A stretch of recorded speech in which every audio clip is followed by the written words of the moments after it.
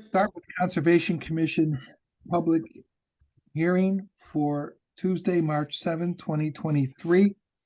And we're doing this remotely as a result of a series of extensions granted to executive orders that were promulgated and signed into law by the governor as a result of the COVID-19 state of emergency order. Our ability to conduct these meetings remotely, unless there's new legislation, will expire March 31, 2023. So this is the second to last of our remote meetings pending new legislation. There are features on this that if you look at the very bottom of your screen, you'll see that there is a raise your hand feature. You'll notice as well, if that doesn't work and you do this, we'll recognize you and then we can unmute. You can either unmute yourself or you will be unmuted so you can speak on the subject at hand. We're going to move first, to our administrative. And the first administrative is to approve the minutes of February 7, 2022 public hearing. So moved. Second. Seconded motion. All in favor? Aye. Aye. Opposed? Hearing no opposition, that motion passes unanimously. Next administrative item is the approval of the field trip reports of February 21, 2023. So moved. We have a motion, Second. a seconded motion. All in favor? Aye. Aye. Opposed? No opposition being heard. That passes unanimously. Next, we're going to receive the discussion notes of February 13, 2023. So moved. We have a second on that motion. Second. We have a seconded motion. All in favor? Aye. Aye. Opposed? Hearing no opposition, that passes unanimously. And finally, on administrative, we have to receive the minutes of February 21, 2023 meeting. So moved. We have a motion, Second. seconded. All in favor? Aye. Aye. Any opposition? Hearing none, that motion passes unanimously. We're now moving on to our field trip reports. The first field trip report is a request for a certificate of compliance. It's on DEP file 15-1715 from Andrea Heikkinen. I may be mispronouncing it, I'm sorry, for work completed on lot identified as map 27, lot 21-32 at 5 Abner Potter Way. Mark, what is the staff's recommendation on this request? Yeah, this is an old filing in the Abner Potter Way Slade's Farm subdivision. Did a site inspection last week. We are recommending a complete COC. Very good. Does any commissioners have any questions? Seeing none, I'll entertain a motion on this request. Make a motion for a complete COC. Do we have a second motion? We have a seconded motion. All in favor? Aye. Opposed? No opposition being heard. That motion passes unanimously. The second is a request for a certificate of compliance, DEP file 15-2332 from George and Suzanne Geblin for a dock completed on the lot adjacent to 10 Poconoket Lane. It's identified as map 97, lot 58. It's owned by Nonquit Proprietors Trust. Mark, what's staff's recommendation on this request? This is a, the dock was completed in conformity with the plan of record. We're recommending a complete COC. Commissioners, any questions? I'll entertain a motion. Make a motion for a complete COC. Do I have a second on the motion? Second. We have a seconded motion. All in favor? Aye. Aye. Opposed? Hearing no opposition, that motion passes unanimously. Third is a request for a certificate of compliance on DEP file 15-2339 from David and Kristen Tabers for the dock and accessory structures completed on the lot identified as map 95, lot 18. It's otherwise known as 10A Matarest Lane. Mark, again, what is staff's recommendation on this request? Yes, and this is a previously approved dock built in conformity with the plan of record. Therefore, staff recommends a complete COC. Thank you. Any questions of the staff by commissioners? Seeing none, I'll entertain a motion on this request. Make a motion for a complete COC. We have a second on that motion. Second. We have a seconded motion. All in favor? Aye. Aye. Opposed? No opposition being heard. That motion passes unanimously. We have on the fourth item is also a request for certificate of compliance. It's on DEP file 15-2420. It's also from David and Kristen Tabers for seawall repairs and utility work completed on the lot identified as map 95, lot 18, otherwise known as 10A, Madawaska Lane. Mark, again, staff's recommendation on this request. Yes, this conforms to the plan of record, recommending a complete COC. Any Ma- questions? Seeing none, I'll entertain a motion. Make a motion for a complete COC. A second on the motion, please. Second. We have a seconded motion. All in favor? Aye. Aye. Opposed? No opposition being heard. That motion passes unanimously. Our final field trip report is a request for a certificate of compliance on DEP file 15-715 from Jose Fernandez for work completed on land described as map 60, lot 1, otherwise known as 3 Nicole Megan Way. Mark, again, staff's recommendations for this request. Yes, this is a individual looking for relief from a subdivision order of conditions.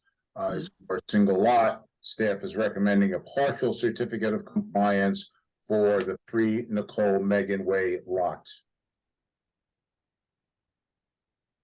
Okay, any questions by the commissioners? Seeing none, I'll entertain a motion. Make a motion for a partial COC on DEP file number 15-715. Second. We have a second, and we probably should make that specific to map 60, lot 1. I'll amend that. I'll amend that to lot, what did, say that Lot again? 1, map 60. Lot 1, map 60. Okay. And I'll entertain a motion. Something's going on here with the screen, but I'll entertain a motion. Somebody is starting a screen share, which I don't believe is related to the case at hand. Maybe whoever's DCTV starting- and get, Thank you. yeah. Okay, so we have can I please have a motion on this request for certificate of compliance? Is this Oh, 15? you already made the motion, you Did it. amended it, I'm sorry. Yeah, I got sorry. distracted by the screen share. looks like a video game. All in favor of the motion as amended? Aye. Opposed? Hearing no opposition, that motion passes unanimously. We're moving on now to the public hearings. And our first public hearing is a continued public hearing on DEP file 15-2659. It's on the notice of intent from Potter Street Solar LLC for a single-family dwelling and a ground-monitored solar panel array on the rear portion of the lot within bordering land subject to flooding and the 100-foot buffer zone to bordering vegetated wetland. It's on land described as map 138, lot 144. It's on Potter Street. I'll entertain a motion to waive the reading. So moved. A second on that motion? Second. We have a second on the motion. All in favor? Aye. Aye. Opposed? No opposition being heard. That motion passes unanimously. And on behalf of the applicant, we have Christian Farland. Good evening, Mr. Chairman. For the record, Christian Fallon, Principal Engineer and President of Fallon Corp. Here tonight representing Potter Street Solar LLC, who has filed 3 separate NOIs. The first one, as you mentioned, is lot map 138, lot 144, in which the parcel is approximately 4.02 acres. If I may, Mr. Chairman, share my screen. Yes, you may. Absolutely.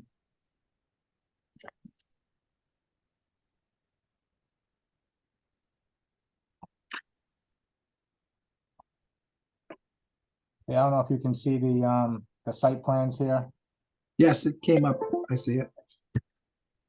For those not familiar with the property,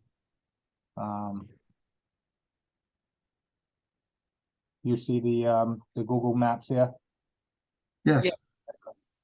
All right, the parcel we're talking about first is 59 Potter Street, which these several structures on the property, abandoned, currently abandoned right now.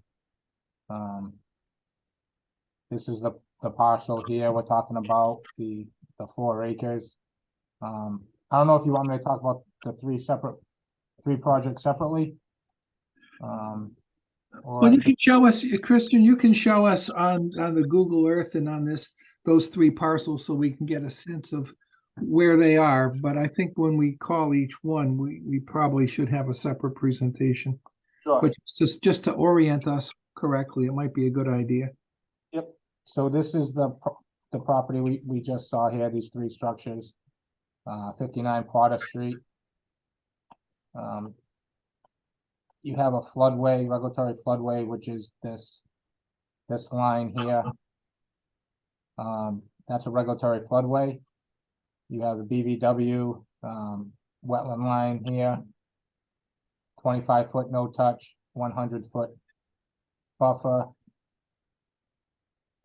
Majority of the site, as you've seen in the aerial, has been previously disturbed, cleared. There's a long history of this property, which I don't know if Mark informed you guys, but there's been several owners in here, some of which have dumped some construction debris. So according to the Board of Health regulations, once you're proposing residential in any of these areas where there's been construction debris dumped, the Board of Health regulations require us to do a phase 1 study.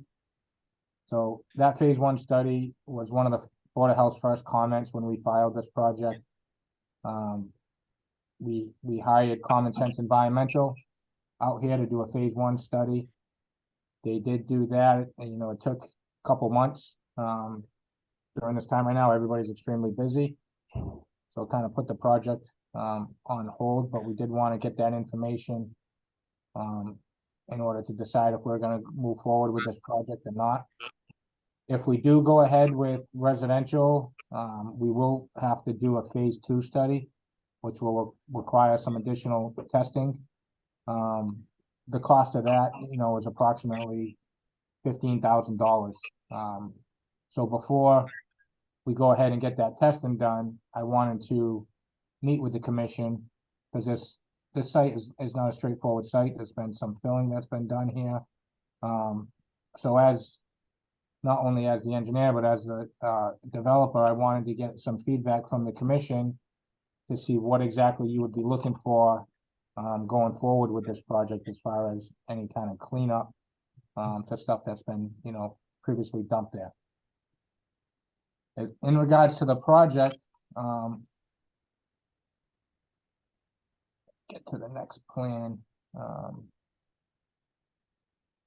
So you'll see for this lot, because this is the lot line here, the solar for each lot, we're keeping the solar under 250 kilowatts. So that is allowed by right for each individual residential lot. So each lot is going to have less than 250 megawatts. So this isn't a large solar array. There's 3 separate parcels, 3 separate entities. That's why we did 3 separate filings. We put the plan set together to help everybody see the overall project, but in reality, it's 3 separate projects. The first step, which I feel is the most important, is get permitting through conservation.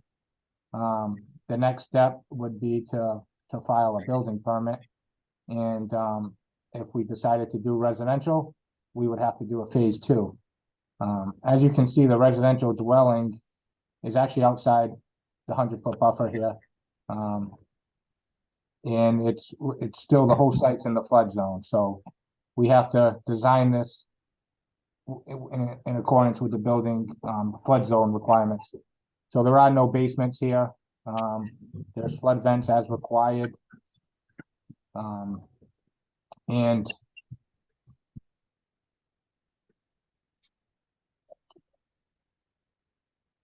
in regards to one of the other comments when we filed this was it's in a flood zone, so we had to compensate for compulsory storage. We did do that. We presented that plan. We filed that plan, revisions to the commission and to the DEP. We haven't received any additional comments from DEP.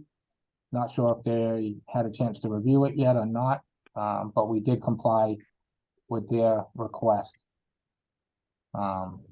In regards to the overall disturbance to the site, the solar is very minimal disturbance. These solar canopies, water flows through them. In regards to the structure itself, you're looking at, and I can give you a quick. This is basically what you see going into the ground here. These are hand screwed in by a mini excavator, screwed down into the ground to the required depth. They're only pretty much 3 inches, two inches in diameter, 2 to 3 inches in diameter. So very minimal disturbance. You have one of those screws every 11 panels, pretty much. So as far as the work in the buffer zone, we're looking at very minimal disturbance. And as far as the single family dwelling goes, we will be recharging the rooftop, which is a requirement in Dartmouth now.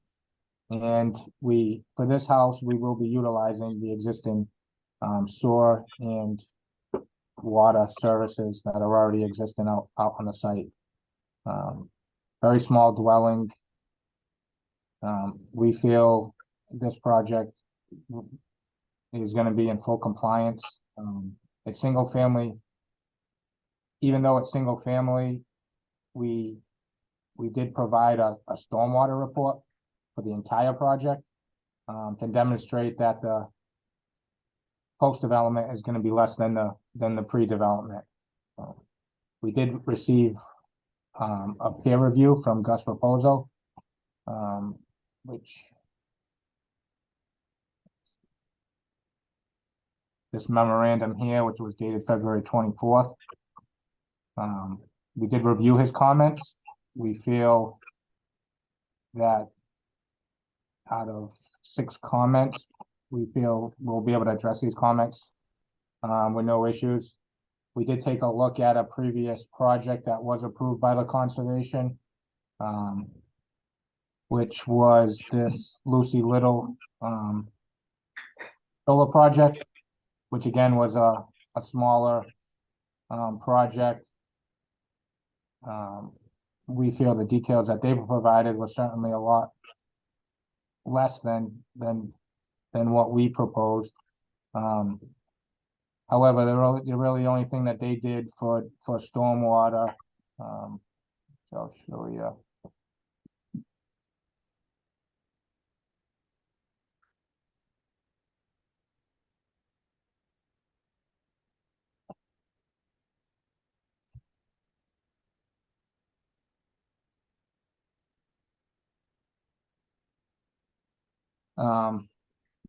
What they did is they added this little, sorry, the computer's lagging. They added this little 1 foot wide by 6 inch deep gravel drip edge from where the water hits the panel, flows down and hits the ground. So that helps slow down the rate. The water would basically sheet flow wherever direction it's going. So that's what they did there. I wanted to have a meeting with Gus just to make sure he's fine with something similar, which I have no problem doing. They only did this within the 100-foot buffer. However, I don't have any problems doing this wherever these drip edges are going to be. Again, before we go back and forth, I always like meeting with the peer review consultant. And that's something we'll try to reach out with Mark and see if we can set up that meeting with him, whether it's at Mark's office or my office. Doesn't matter to me, whatever's easier.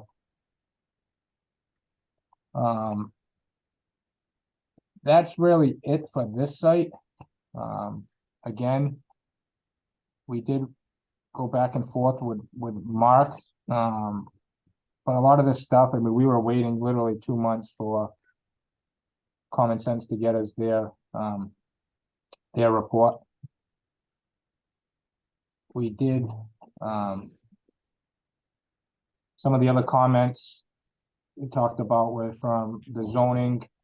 Again, when I talk about zoning issues, I think jurisdictionally wise, we're here to talk about the work within the Wetland Protection Act and the wetland buffers. Whether or not this could be allowed by zoning or not, I think really it's up to the applicant to say, hey, we feel it is, and I'm not asking conservation members to decide if this is allowed by zoning or not.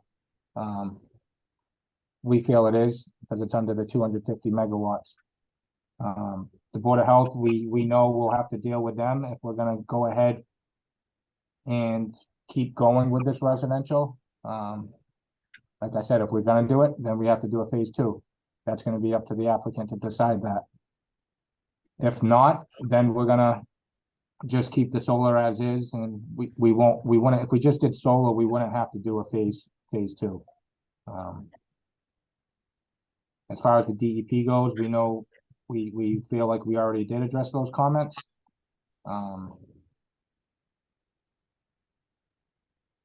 And DPW, we did receive a second review letter from DPW, which are basically these notes here, they mocked up, they do a great job, they mock up the plans and with their comments on it. I can go through these, as you can see, they're very minor drafting details, nothing that would affect any work that we're presenting tonight. And these revisions will be done before a building permit is pulled or any kind of utility permits are pulled. Again, they're really talking about details of their requirements. So again, I feel their comments are very minor.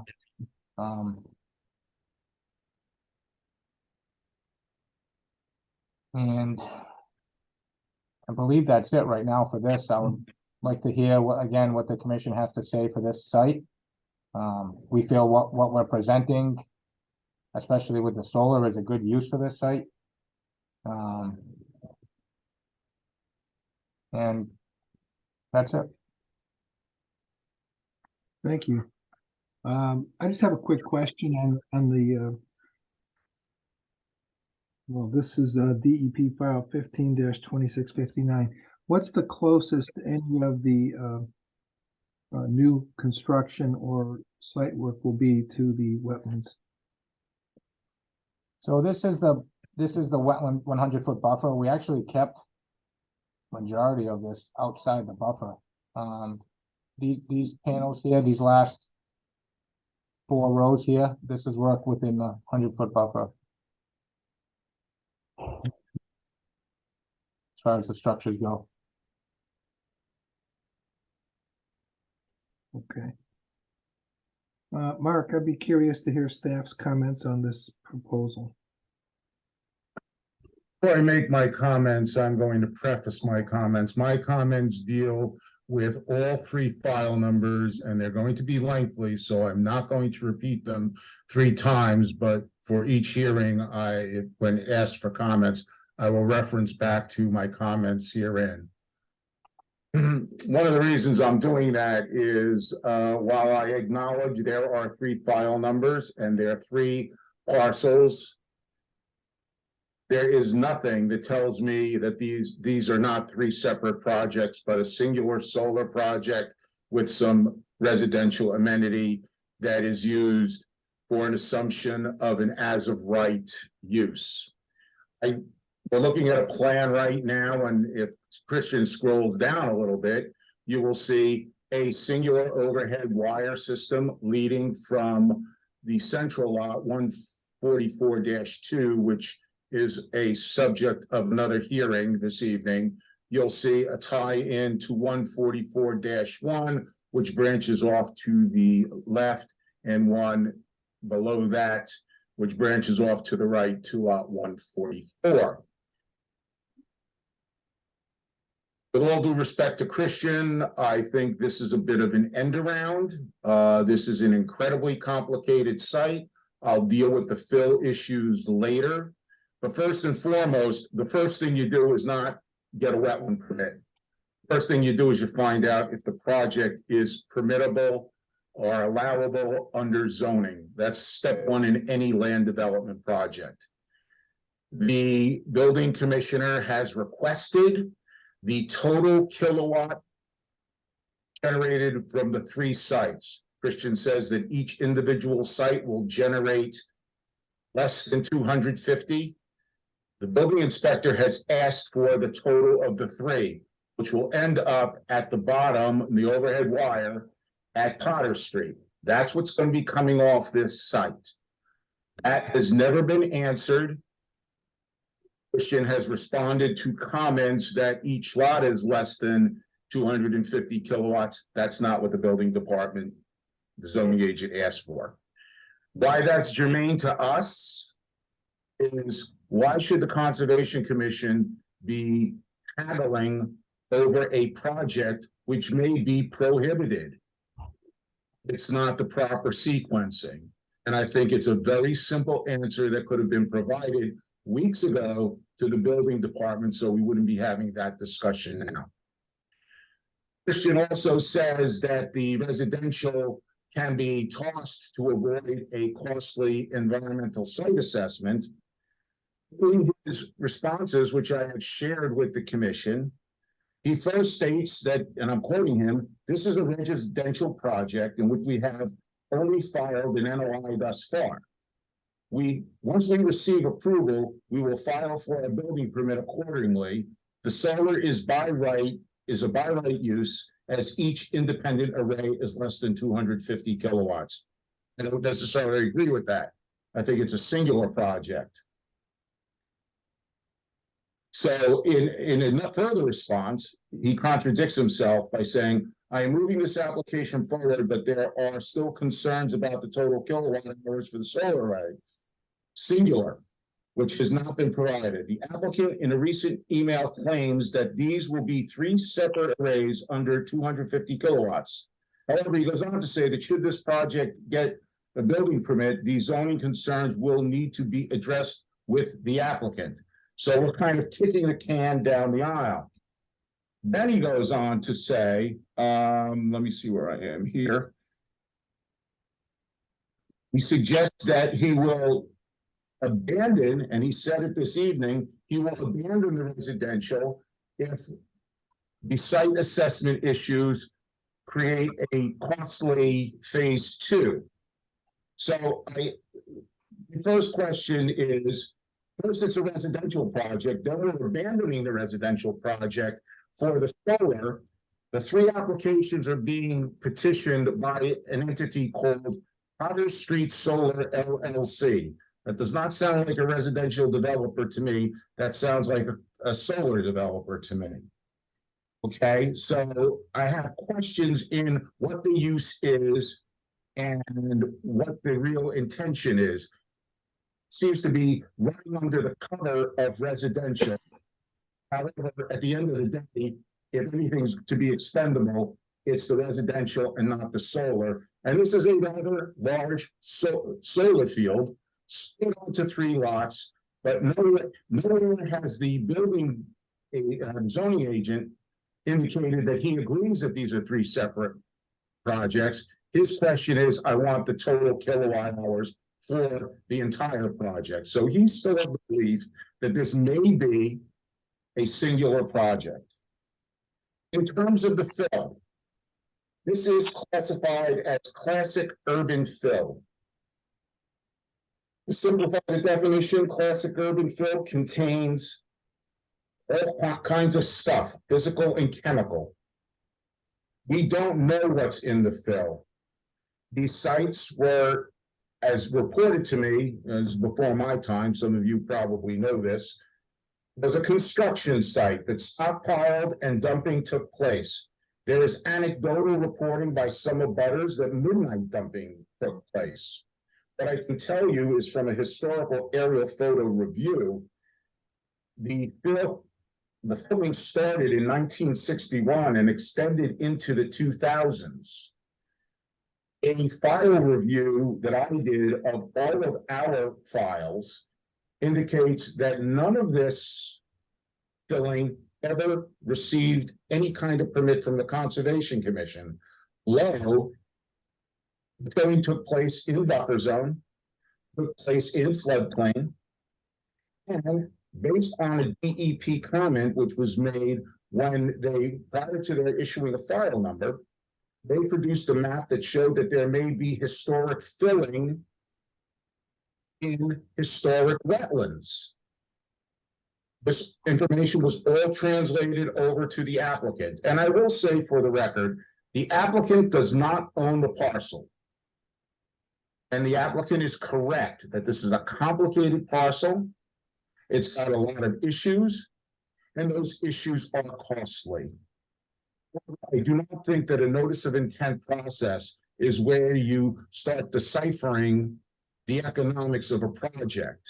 The project has come before us, staff has responded, other departmental staff has responded to information that we need that could be expensive. That is a responsibility of the applicant to decide. We can understand where the applicant doesn't want to spend that kind of money, but that's a relationship between buyer and seller. And my understanding is there is still a purchase and sale, that no deal has been consummated. The applicant can further correlate that or correct me on that, but that's my understanding to date. The applicant references a drainage memo. That was not a memo stating that the drainage peer consultant has signed off. He raised several. The response is, we will comply with those. Okay, you will. When? We need a plan. We need a plan of record to make a decision on. We can't be making decisions on, oh yeah, we'll do that when we get final approval from somebody or somebody else. Okay, this is in my opinion, at this juncture, while the applicant may be very sincere in what he wants to accomplish, this is a fishing expedition. He doesn't really know what he can accomplish, and he's looking for somebody to tell him, but he's not telling us what the project is. He's giving us a brief definition of description. He's giving us some plans. They are not terribly detailed.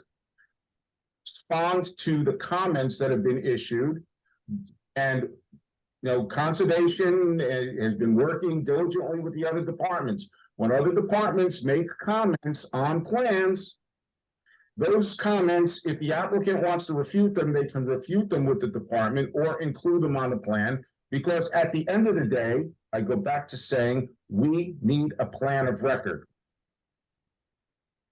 And we don't have a plan suitable for that at this juncture. There are some jurisdictional questions. One of the comments that DPW had made was that the resource areas were not accurately labeled on the plan, and they were absolutely right. There is no citation of the AE zones out there. There's a designation of floodway, which is one of the zones. It is the velocity zone, but there is floodplain out there. Relative to the environmental assessment, it has allegedly been done. Hasn't received it. I haven't received it. Earlier this week, I received an email saying that it was too cumbersome to email. Does anybody have Dropbox? We all have Dropbox. Sent, it has yet to be sent. It could have been delivered hard copy. We have not gotten a copy. I don't know why, but that information is germane because the placement of fill in jurisdictional wetlands, they understand they're not in the jurisdictional wetlands that have been flagged right now are not accurate to the perimeter of the fill, but there is a question that there may have been jurisdictional wetlands on site that were filled. Maybe they didn't need a permit. Maybe they did need a permit. We don't know. That's the applicant's responsibility or the owner's responsibility to provide that information to us and to DEP, because it's their question also. But the issue here is, we don't know what's in this urban fill. This urban fill may be communicating with the underlying groundwater, may be discharging to adjacent wetlands, to an adjacent perennial stream, of which there's a vast investment being made to study the Buttonwood Brook watershed for cleanup out there. And we're asking for a environmental site assessment to determine what the level of risk is. Personally, from my standpoint, environmental assessment, I don't care what is required, phase 1, phase 2. This is a problematic site with potentially illegal fill, which could be solid waste, could be hazardous waste, could be a combination of either. Okay, next to groundwater, surface water, and wetland resources on a perennial stream, may in fact include riverfront area for all I know. Okay, and it is a site in a neighborhood that is not all that far from an active waste cleanup site. Is this corner? There are neighbors who have commented they're concerned about this stuff. So at the end of the day, I don't believe that the requests that have been made by conservation staff and the Board of Health, or the Department of Public Health, I should say, and the zoning agent are inappropriate and should be complied with. I'll tell you at this juncture, if I am asked my recommendation, I am not prepared to recommend any kind of support for closing a hearing or issuing a permit at this on this project at this time. And the reason for that is very simple. I think this filing was premature, and I've said that for weeks, for months. I think that the technical information is incomplete. We do not have enough to judge this project accordingly. And therefore, I think the commission at this juncture, and I'm not recommending these, but just to tell you what I think we are, is the commission would issue another continuance and require the information to be submitted time sensitive that has been requested. To require that there is a meeting that the applicant sets up with all the town departments. And oh, by the way, as a sidebar, this could have been set up through the technical review committee months ago before we filed any paperwork to get feedback moving forward, because a lot of the feedback that has been given is economically significant to the applicant. I understand that. And the applicant may need to translate that to the property owners. And I should say, 2 of the properties, as of assessor's record, are owned by one entity and one is owned by another entity. However, I think that both entities, while in different names, are relatively closely related. So we have tried to get the applicant to come forward to have a more open, transparent review of this project. There has been some reluctance, and because of that, the only options that we have tonight are A, to continue until a further date to get all of the information as requested and required. B, which suggests to the applicant to withdraw without prejudice until they get all the information together to make a more suitable filing. C, deny outright because of the incomplete nature of the information. Or D, motion to approve but not in favor, but not vote in favor of the motion. Those are the 4 options that I see right now, and all are very good. That's how I see it, because if the commission is asking me for a recommendation on this file number, the next file number, followed by Potter Street Solar LLC, or the third, my comments are the same and my feelings are the same. And that's the best I can put it at this point. We had expended a lot of time on our end And we have not seen a lot of advancement of the work. And that's the applicant's option. I mean, I can't force them to do this. If they're asking us to make decisions, I've been doing this for 40 years. I know what an appropriate filing is, and I know what the premature filing is, and this is premature. Well, those are my comments. Thank you, Mark. Does any commissioner have any question? Is there anyone in the audience that wants to be heard on this application? Okay, I've got a question, Mark. No one else does. I know in the very beginning of your discussion, you were talking about the issue of whether this is appropriate from a zoning standpoint. I believe that is a legitimate concern, but I'm not sure it's conservation's concern. I think that if there's a zoning issue, it would be it's incumbent upon the building department zoning enforcement officer to address that, and then zoning board of appeals, if that's what you need. Or in limited instances, the planning board is allowed to grant certain permits, perhaps not for this, but anything we do as a conservation commission does not, in my understanding, and I could be wrong, so correct me, is if we were to grant, not necessarily this, but any applicant's request under a notice of intent, we're not saying the zoning is appropriate for what they want to do. We're not saying that it's appropriate from a planning standpoint or anything else. I understand that completely.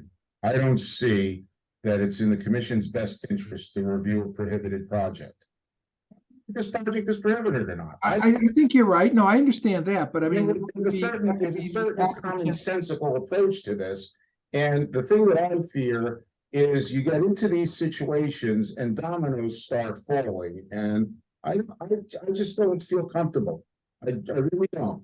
Well, I think the other comments you made were awfully important. Did. The other comments were important and rang a good chord with me in terms of problems. But I just want to be clear, because I think this is important not only for these three, but going forward. I agree with you from a efficiency standpoint, cost-wise, time-wise. Yes, you should already look to make sure it's as of right, or you have teed up whatever relief you're going to need to do it. But if the applicant wants to spend their money to come before us first, and then assuming we were to approve something, then they were required to make changes to accommodate other boards, they got to come back again. They just wasted all the time they spent. But that's not up to us to decide how they prudently spend their money. I think you're absolutely right. If I were doing it, I would agree with you totally. You'd want to know before I start spending the money to go to conservation that it's something that even legally can be done. So I'm not disagreeing with you. I don't know. I got it. I hear you. I hear what you're saying. But having said that, certainly I'll give the applicant and Christian an opportunity to address some of your concerns. And again, I'll come back to the audience and then we'll see where we go.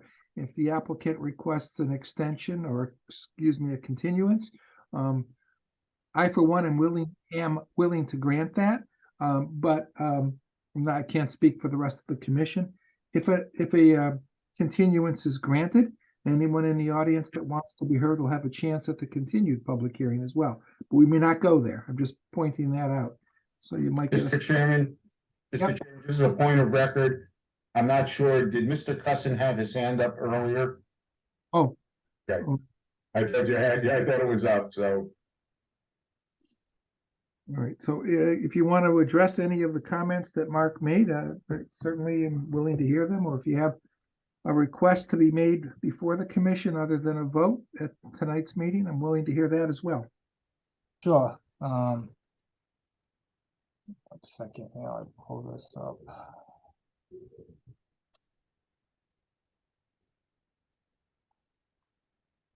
Thank you, Mr. Chairman. And I do appreciate Mark and been working together for a while. I certainly respect your advice. Sometimes we can agree to disagree. As a developer, the first thing I did is check the zoning. And as I stated, I checked with a land use attorney. I feel this use is allowed by right. Now, that's how I feel. And if it takes me to appeal a decision, I most likely will in regards to the use of the solar. We have 3 separate connections. So I consider it 3 separate parcels. Also, as far as, being sneaky, if I was being sneaky, I had certainly been in business for long enough. I've been doing a lot of work in this area. Anybody listening in, audience, board members, chairman, know I have a great reputation in the area. I'm not trying to hide anything.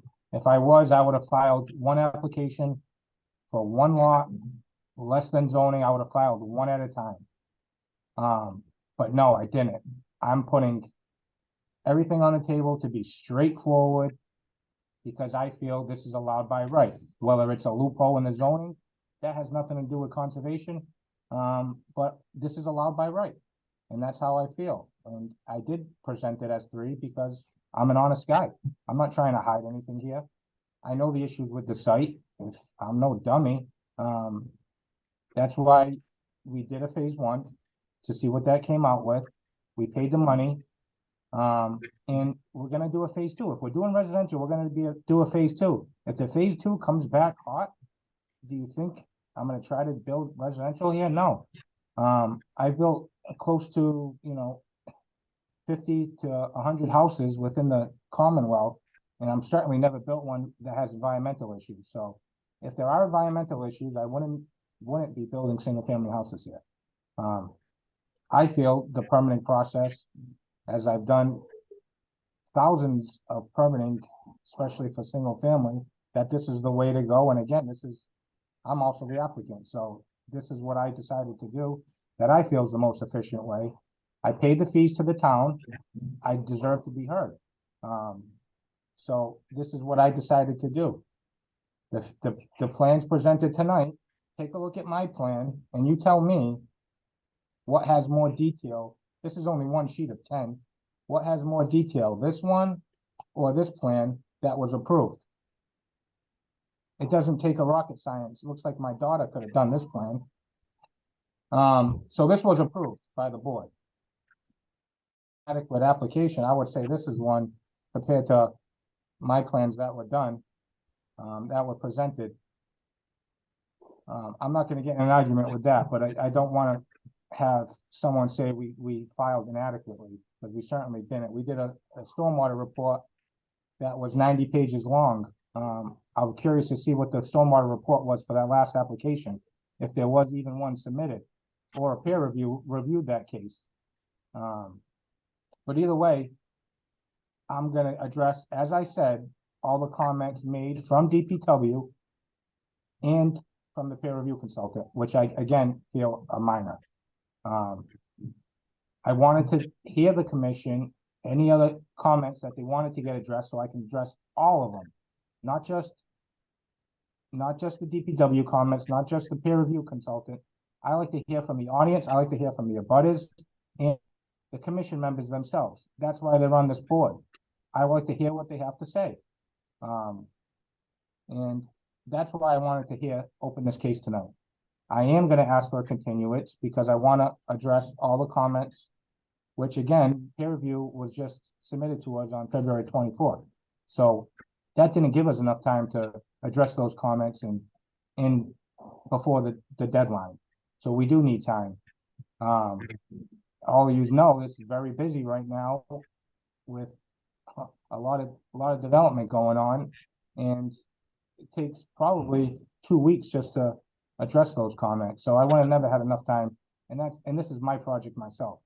And I'm telling you, I don't have enough time to do it. So I would certainly respect the commission to give us a continuance on this case and on the next 2, which the comments are same comments that we can address. The comments from the town were in regards to all 3. So there isn't 3 individuals. We'll be addressing them all for all 3 comments. which again, I feel we can certainly do hopefully by the end of next week. In regards to the past history of the site, I have no control. That obviously wasn't done by me. That's something that I did want to talk about and see what the commission had in mind as far as any cleanup. And as far as not showing resource areas, the entire site's in the flood zone. We had a note on the plan stating that, so I don't know what else you want to note on the plan besides a note that we know that it's an AE base flood elevation of 70.5, so the entire site's in the flood zone. We flagged the wetlands, we reflagged the wetlands. So I don't know what else to show on that. We showed the regulatory floodway. So besides the past history of the site, which I think makes it challenging, I think what we presented certainly complies with DEP's stormwater regulations, wetland regulations, and so forth. So I'll be glad to hear if the commission had any other comments. Thank you. Christian, I thank you and appreciate your comments. I will speak for myself. This is not as the chair, but just for me as a commissioner. When I look at applications and I actually read everything that I get, and Mr. Garrett sends all of the commissioners everything pertinent to each of the items in a public hearing, etc. So I actually look them over and read them and think about them. But what I strive to do is be consistent in the application of performance standards within the regulations, etc., so that everyone gets a fair shot. Okay. And from my perspective, I know we're only one component in any development. So the Conservation Commission is not deciding the fate of anyone's development. It's only one component. And, you know, as I mentioned earlier, I don't want to belabor the point. Any approvals from conservation are certainly not an approval from the entire town of Dartmouth for every aspect of the development. So I try to limit my focus to the issues that are germane to Conservation Commission and our jurisdiction, both state and by local bylaw. And if, in my view, if performance standards are met from CMR, if we have compliance with the bylaw of the town of Dartmouth relative to the wetlands and the Conservation Commission, then I will give the applicant a yes vote. Okay. And looking at the proposal, I mean, I'm not an engineer, but when I hear that there's some concerns about whether or not there's enough information, you know, I defer to staff on that, but I'm also looking at it and I see what you're saying. I see one page, and I'll take your word for it. There are 10 pages of material here, but I also think that we need to address some of peer review and DPW concerns as it relates to conservation. You know, if it turns out that your analysis of zoning is incorrect, I mean, that's on you guys. It's not our issue. I'm not going to hold up my vote based on that. I'll tell you, that's not my concern from a conservation standpoint. But that's me speaking. That being said, any other commissioner that wants to be putting their 2 cents in on this, I'm certainly willing to let that happen. I have a concern or a question. You know, when I read through all of the material, I do the same as you do, as I'm sure we all do. Read through all the materials that Mark is so diligent in sending and try to read through everything and comprehend everything. What struck me was that I didn't really understand what this application was really for. Was it for a single family dwelling? Was it for a solar array? It was confusing. It seemed to me that you're just not ready. You have to pick one, I think. And I think what you're doing is you're looking for a comments, but we're not really the engineer.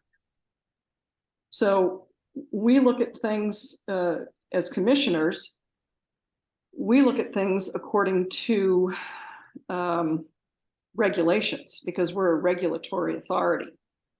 So we're not really here to provide guidance, and I only speak for myself because I'm not qualified to do that, but I view things and applications according to bylaw and wetlands regulations. And it's a little confusing to me what even this first application is for, you know, whether it's single family dwelling or whether it's a solar array. It's just confusing to me. And it concerns me that there are so many questions about the site or all three sites in general as to whether or not there's dumping that's happened and other issues. It seems like we're just not ready. But I understand what you're saying. You're saying that you're looking for some feedback and information. And I would have to say that I would like to give you some, but I don't have the information that's been requested. I think there's, as Mark said, and as you've said too, it's a complicated site. And I think there's more information that really needs to come in before we can look at this. I think that's as fair as I can be. It seems very confusing, and I don't like to render an opinion or vote one way or another without understanding. Oh, it's Sunday morning. I just want you to know that I Nice to, there you go. you watch over me when I am. Mr. Chair, if I may, I don't mean to be unhelpful or I hope to be fair. But it seems I've been on this commission for, gosh, over 15 years, and this site seems to be just not, it doesn't have enough information for me. Thank you. Kristen, you would ask to respond. You certainly may. if I may,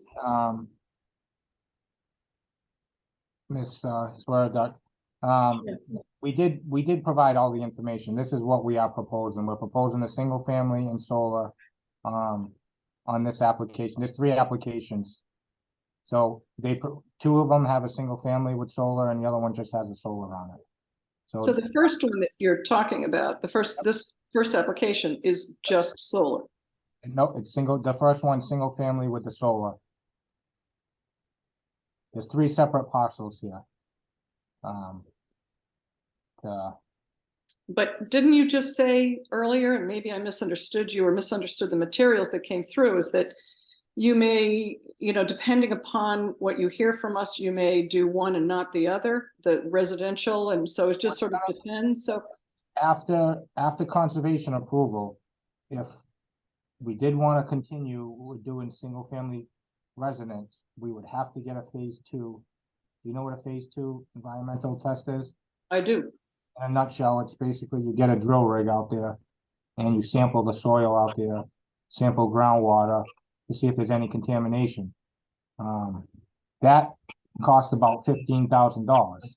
So right now, whether this site's contaminated or not, you know, what we're presenting in regards to the Wetland Protection Act is what you see here in the disturbance. So that wouldn't change either way. Or if it did change, if we didn't do residential, you know, if But we you had, just said you were. we I are thought doing. this application was for both residential and solar. I'm sorry, this is where I feel very confused. You said, you know, we would go, you know, this, and then we would go to that, and we would do, so I'm still not sure what The this. plans, just put it this way, the plans in front of you are for single family and solar. That's not gonna change. When we make these revisions, next revisions, these plans won't change. I think I stopped sharing the screen, but Yeah, that's okay. Mr. Yep. Chairman, can I make a comment here? Absolutely. Spot on. But we're talking about whether we need a phase 2 or a phase 1, depending on the use. If this commission were to issue an order of conditions approving any one or all of these projects singularly or separately, whatever they are, and I don't necessarily agree with its interpretation on 3 versus 1. Every order of conditions that is issued, Mass DEP has a general condition number 7, which reads, any fill, I'm quoting, any fill used in connection with this project shall be clean fill. Any fill shall contain no trash, refuse, rubbish, or debris, including but not limited to lumber, bricks, plaster, wire, glass, paper, cardboard, pipe, tires, ashes, refrigerators, motor vehicles, or parts of any of the foregoing. That is a condition that exists in every order of conditions this commission and every commission issues in the Commonwealth of Massachusetts. Without knowing the composition of that fill, which is in buffer zone, which is in floodplain, which is adjacent to wetlands, maybe in wetlands, adjacent to a perennial stream, okay? Without knowing what's in there, you can't issue an order of conditions with that statement. You can't delete that condition. You can't add to it. That is a DEP condition. We can argue all day long about what will look later. The conditions, you comply with that condition. Condition number 7 of the general conditions of every order of condition that is issued by every town in the Commonwealth. You know, I can spend a lot of time spinning here, and you know, I'm not saying anybody's being sneaky, you know, but I was a consultant once too. I know what the consultant world does, and they look for ways of moving around, getting around with the course of least resistance. I'm not blaming Christian for that. Any consultant does that, okay? I happen to have some concerns and questions as to the consistency of this fill. I can't really be concerned about how much it's going to cost the applicant or the landowner, nor should the commission. You know, you purchase a piece of land, you buy the benefit and you buy the liabilities.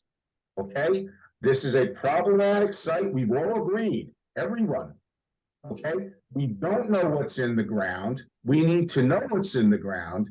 And the reason that the phase 2 wasn't done is because, well, we may not do residential. But we're told that this was a residential petition, you know, day 1. There is ambiguity here. And there's ambiguity here that places the commission in a very, very risky position to approve a project. Now, you know, based on you have to issue this, you have to issue that as guidelines for submissions, they probably have passed all of that. But there's additional information because it is a complex site. It is a problematic site. And I'm not saying the filling was Christian's problem. He probably was nowhere near it when it happened. But if you're going to purchase that parcel as a developer, as a window, okay, as well as the benefit and the value of that land. And I'm sorry, I don't think that just, you know, wishing the ESA away is relevant. You can't issue without knowing. I'll take an example.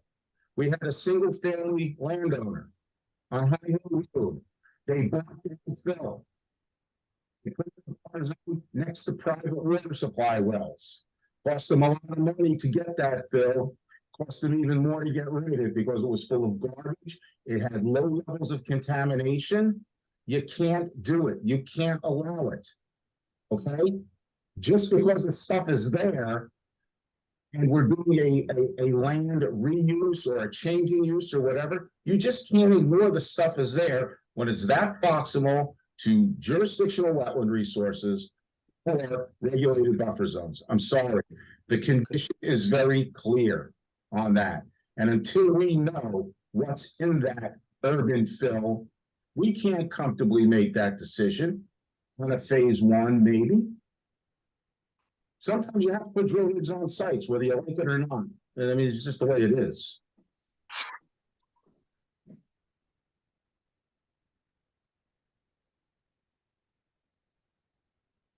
No, I see it. I'm trying to unmute you. DCTV, there you go.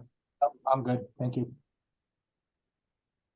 You all Yeah, I set? would just like to add, I mean, that standard order of conditions has always been applied to, as Mark stated, every project any Conservation Commission approves.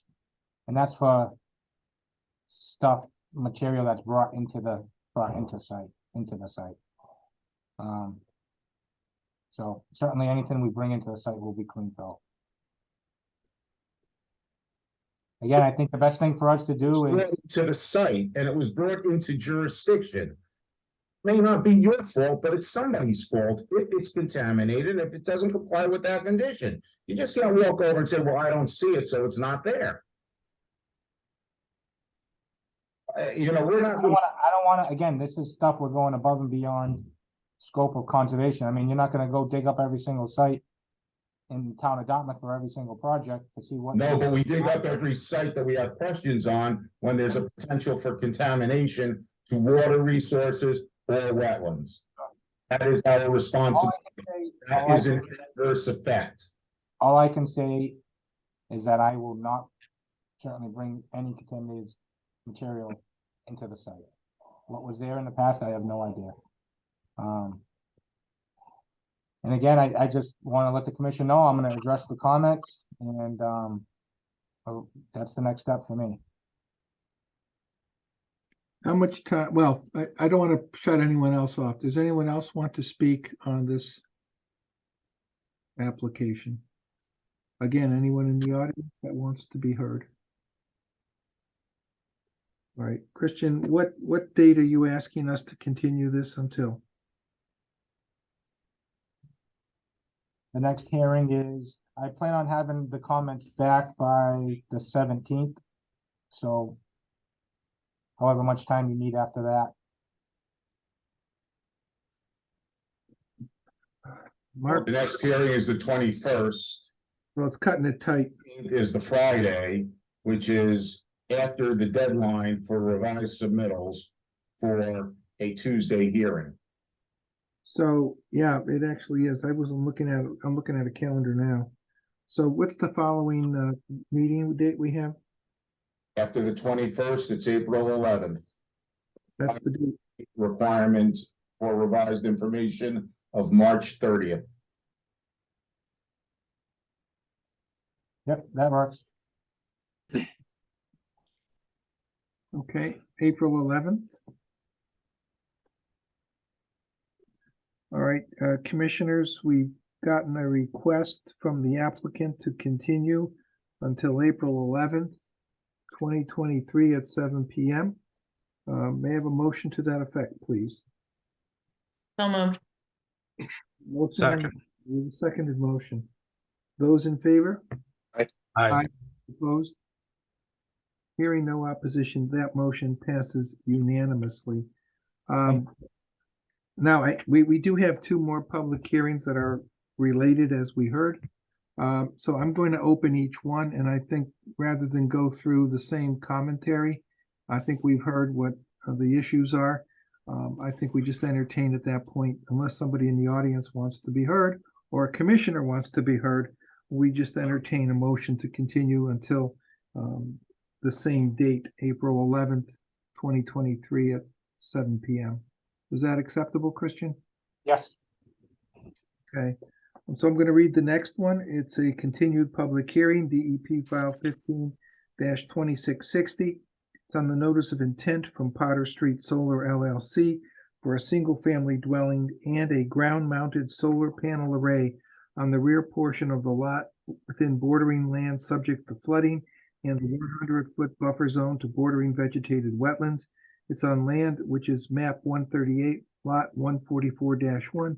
It is on Potter Street. I entertain a motion to waive the reading. So So moved. moved. We have a Second. Seconded. All in favor? Aye. Aye.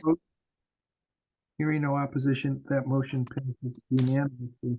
Is there anyone in the audience or any commissioner that wants to be heard on this application? Seeing none, I'll entertain a motion at the applicant's request to continue the public hearing until April 11, 2023 at 7 PM. So moved. Second. The motion seconded. All in favor? Aye. Opposed? No opposition being heard. That motion passes unanimously. The third continued public hearing is on DEP file 15-2658. It is also a notice of intent from Potter Street Solar LLC proposing a ground-mounted solar panel array on the rear portion of the lot within bordering land subject to flooding and the 100-foot buffer zone to bordering vegetated wetlands. It's on land described as map 138, lot 144-2. It's on Potter Street. I'll entertain a motion to waive the reading. So moved. You have a second? You have a second on the motion? All in favor? Aye. Opposed? Hearing no opposition, that motion passes unanimously. Again, is there anyone in the audience who wishes to be heard on this application, or any commissioner who has any desire to speak on this application? Seeing none, I'll entertain a motion at the applicant's request to continue the public hearing until April 11, 2023 at 7 PM. So moved. Moved. Second. The second motion, all in favor? Aye. Opposed? No opposition being heard or seen. That motion passes unanimously. Thank you for your time. Thank you. We're going on to the fourth item. And that's a public hearing on DEP file 15-2615 from Michael and Geraldine Fernandez, who wish to construct a fixed pier gangway and coastal storm float, a gangway rather, and deck with a motorized boat lift within the coastal bank rocky intertidal shore, land containing shellfish, land subject to coastal storm flowage, and land under the ocean. It's on land described as map 105, lot 87, otherwise known as 47 East Avenue. Obtain a motion to waive the reading. So moved. So moved. So moved. Second. We have a seconded motion. All in favor? Aye. Opposed? No opposition being heard. That motion passes unanimously. And on behalf of the applicant, it looks like we have Alan Haru. Yes, good evening, Mr. Chairman and members of the commission. If I can share my screen. Please.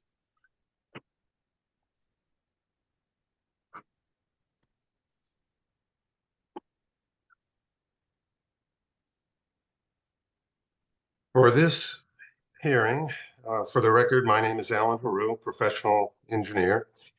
I'm representing Michael and Geraldine Fernandez, who own a house at 47 East Avenue on the shore of Buzzards Bay. We propose a 261-foot long pier, 24-foot gangway, 10 by 20 float or deck with a motorized lift, a boat lift, and mooring piles. The record waterways license plan, 5 sheets, is dated February 3rd, 2022, revised February 9th, 2023. The proposed pier has been reviewed by professional environmental consultants as well as the Massachusetts governmental agents to certify that this project complies with all regulatory requirements. The following presentation will summarize the findings of these reviews. On September 11, 2021, David Pichette, wetland consultant, performed an eelgrass survey. There is a 40-foot wide eelgrass bed across the nearshore area at a depth of 2 to 5.5 feet below mean low water. The pier is proposed on the southerly side of an existing stone groin, which extends to a depth of 2 feet mean low water. So I've highlighted on the plan, this is the plan view of the waterways license, a 40-foot wide eelgrass bed that crosses the property. There's a stone groin on the northerly side of the property. This is the property lines highlighted in yellow. The pier is 40 feet off the property, 25 feet is the minimum. And this is the 260-foot long pier. In summer 2022, we performed additional survey work to show the location of the eelgrass bed north of this stone groin. In Mr. Pichette's eelgrass survey report to the Dartmouth Conservation Commission, he recommends to minimize impacts to the eelgrass bed, the distance between the sets of pilings should be maximized to reduce the number of pilings that might be near the eelgrass. Construction of the pier, ramp, and float would have no long-term impact on the land under the ocean. There's a 10-foot high coastal bank and a 50-foot wide rocky beach intertidal zone with a 12-to-1 slope to mean low water. The land under the ocean slopes at 16-to-1 and has a firm mixed sand, gravel, and cobble bottom. The landward end of the pier is at the edge of a lawn area. The landward 195 feet of pier is supported by 3 timber trestles, 4 pilings each, with 4-inch by 10-inch bracing and ballasted with 23,000-pound blocks of granite to resist wind and wave forces. The spans between the trestles are 70 feet over the coastal bank, this first span here, 50 feet across the intertidal zone. The blue line is mean high water. The dotted blue line is mean low water. And 50 feet over the eelgrass bed. The proposed deck elevation of the pier slopes down from elevation 17 to 11 mean low water, or 7 feet above mean high water. Across the intertidal zone, the bottom of the stringers will be 6 feet above mean high water to provide lateral access as required. The length of the pier is designed to provide 25 feet minimum setback from the eelgrass bed or float or deck and associated mooring piles, as well as a 20-foot setback from a large boulder on the northerly side of the pier for the boat lift. The terminal 60 feet of the pier will be constructed using standard 12-foot pile bays. So we have the eelgrass bed. We need to maintain 25 feet minimum from any float or deck. And I've got a couple of mooring piles here. And the boat lift is on the northern side of the pier. And there's a big boulder right here. So I want to maintain 20 feet from the boat lift. This is a boat lift that'll handle a boat for 30,000 pounds. The boat will straddle, will be held in a harness, and the ends of the boat will stick out beyond the boat lift itself. So captain would get into the boat, lower the boat, motor around to the float or deck that's been lowered, pick up passengers. And if there's a guest, they would berth their boat here and tie off to these 2 mooring piles and the 2 piles on the southerly side of the float deck. The terminal, as I said, the terminal 60 feet of the pier will be constructed using standard 12-foot pile bays. The water depth at the location of the proposed float or deck and boat lift are 7 to 8 feet mean low water. We propose to batter the piles to form a more stable base for the pier. The 3 4-inch by 10-inch stringers and 3 by 10-inch split caps and cross bracing and 2 by 8 decking will provide weight and strength to the pier. The gangway or float and boat lift will be properly secured during the boating off season. The Division of Marine Fisheries has reviewed the notice of intent with respect to potential impacts to marine fisheries, resources, and habitat. We have responded positively to comments from John Logan, PhD, Fisheries Habitat Specialist, dated March 21st, 2022, by 1, spanning the eelgrass bed, 2, proposing a deck elevation 9 feet above mean sea level. Those are both requirements of the Division of Marine Fisheries. And locating the proposed float or deck and associated mooring piles 35 feet minimum away from the eelgrass bed. On July 26, 2022, Brad Holmes and Cameron Larson of Environmental Consulting and Restoration, LLC, conducted a shellfish survey during low tide within and near the footprint of the proposed coastal structures.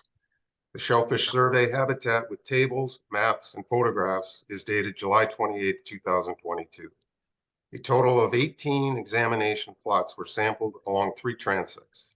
Each sample plot was approximately 3 foot square and dug to a depth of approximately 1 foot.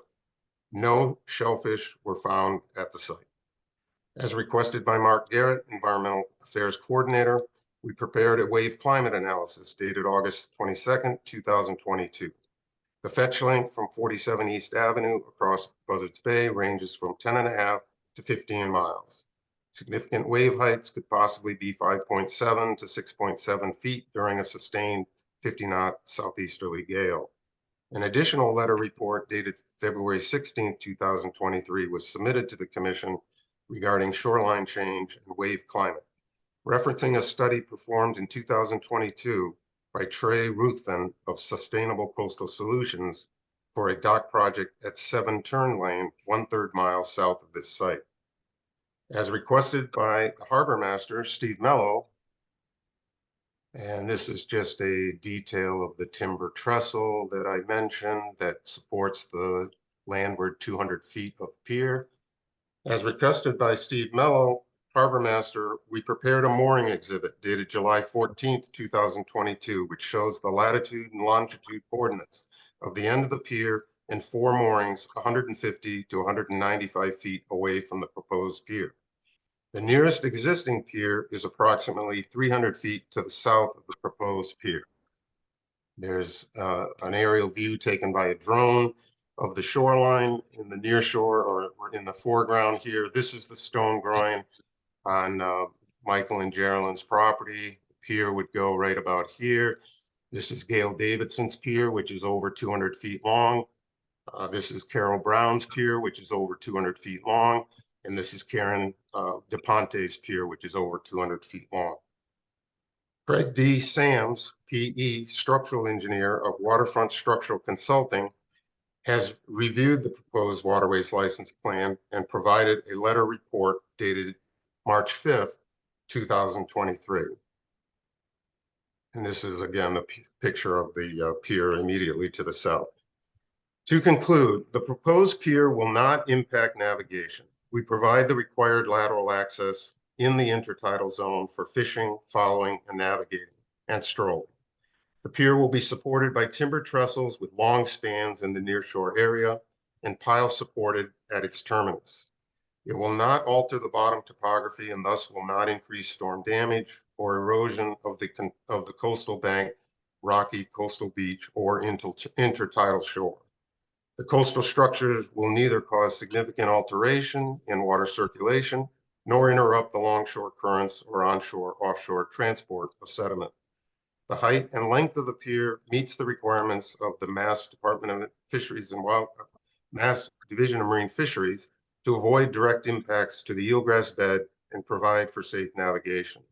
The 7 to 8 foot depth of water during low tide under the float or deck and boat lift at the end of the pier will help reduce turbidity levels caused by boats traveling to and from the pier.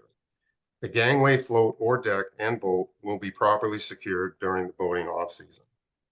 Thus, we respectfully request that the Commission issue an order of conditions to approve the proposed coastal project and waterways license plan dated February 9th, 2023. And if you'd like, I'll stop sharing my screen and answer any questions that you have. Thank you, Alan. Yes, if you could stop sharing the screen, that'd be great. Actually, I was gonna ask if the screen could stay up Oh, well, then I stand corrected. for reference purposes. But that's your decision, Mr. Chairman. No, if you have that for reference purposes, that's certainly fine. So Mark, we've heard the presentation of the applicant. We'd now be interested in hearing staff's comments. Yes, I will reiterate my comment that I make on all of these large piers in exposed waters. I don't think they're wise. I don't particularly think they're as of right. Although property owners would probably disagree with me on that. They do pose certain impacts to coastal resources, somewhat limited, I would admit. Those impacts come with, I think, a track record of a certain amount of risk in damage and debris and the like. And these are concerns that I have. They're also concerns of the harbor master, who is much more involved in cleaning up of these private structures when they end up in public waters or on public lands, public roadways. This is an exceptionally long dock. I'm not sure it's the longest dock in Dartmouth, but darn close. Start at 261 feet. It's starting to approach the length of a football field. I'm not sure why it has to be that long. I've heard that it's trying to avoid a boulder and it's trying to span over an eelgrass bed. Both natural restrictions to usage and development of a shoreline. And I don't know that building longer to avoid is necessarily an appropriate argument relative to the environmental impacts of the shoreline. I should say also for the record, Dartmouth has had a track record of denying very few, if any, docks. You know, in previous meetings, I've reported the number of docks that are in Dartmouth far exceed most coastal towns in the Commonwealth. And approximately 40% of those docks are long docks built on exposed, unprotected shorelines. I don't know that that's particularly wise. Comments, letters sent in describe the dock being built on a stable armored shoreline. That shoreline is stable because it is armored. The dock is not part of that armoring or protection. That dock becomes a timber structure extending beyond the armoring. What armoring indicates to me is a very high energy, dynamic environment.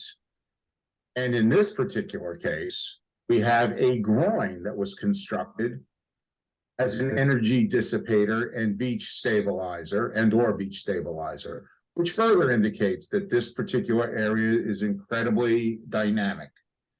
Alan cites the Ruthven study from 2022 at Turn Lane. And as I've said previously, that was a very understated study. I don't agree with all its conclusions.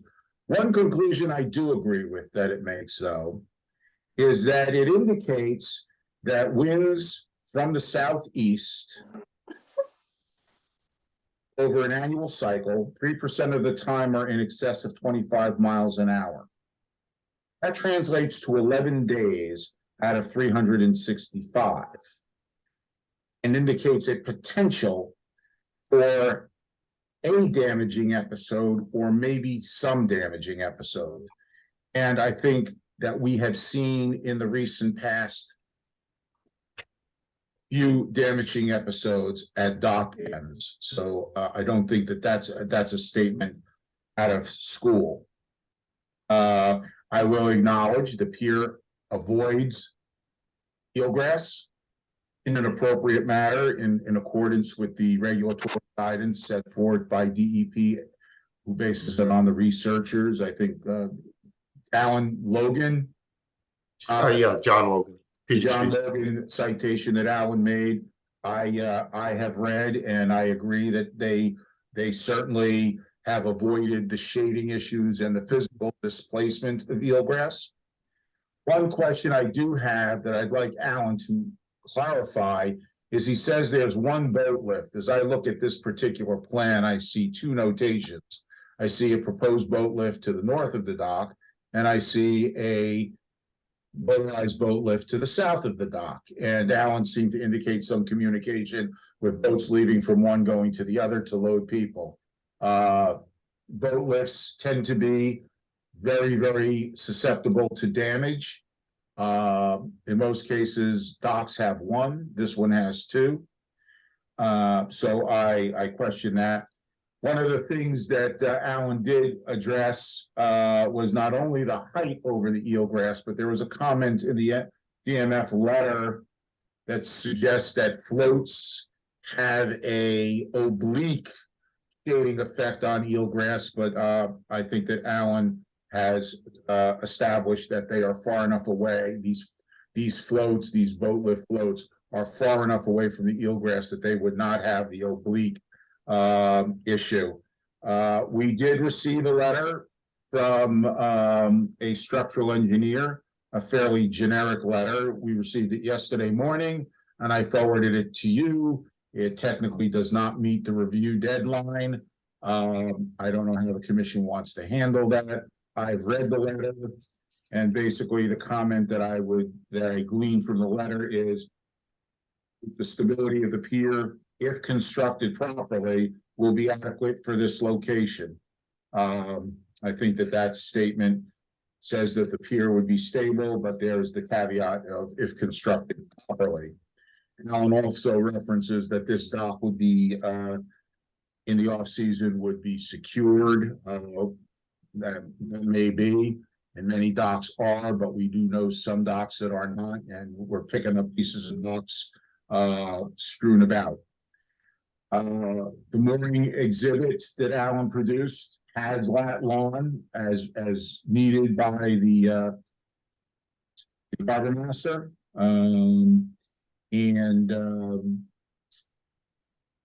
So that meets that requirement for us. The harbor master did write a letter on February 21st, but he never forwarded it to me until yesterday at my request. And again, these are his comments. He identified, and I'm reading his letter, 3 identified mooring sites lie within close proximity to what appears to be the seaward extent of the length of the pier. In my opinion, the proposed submittal end complex or structure would impede navigation and access to and around these moorings.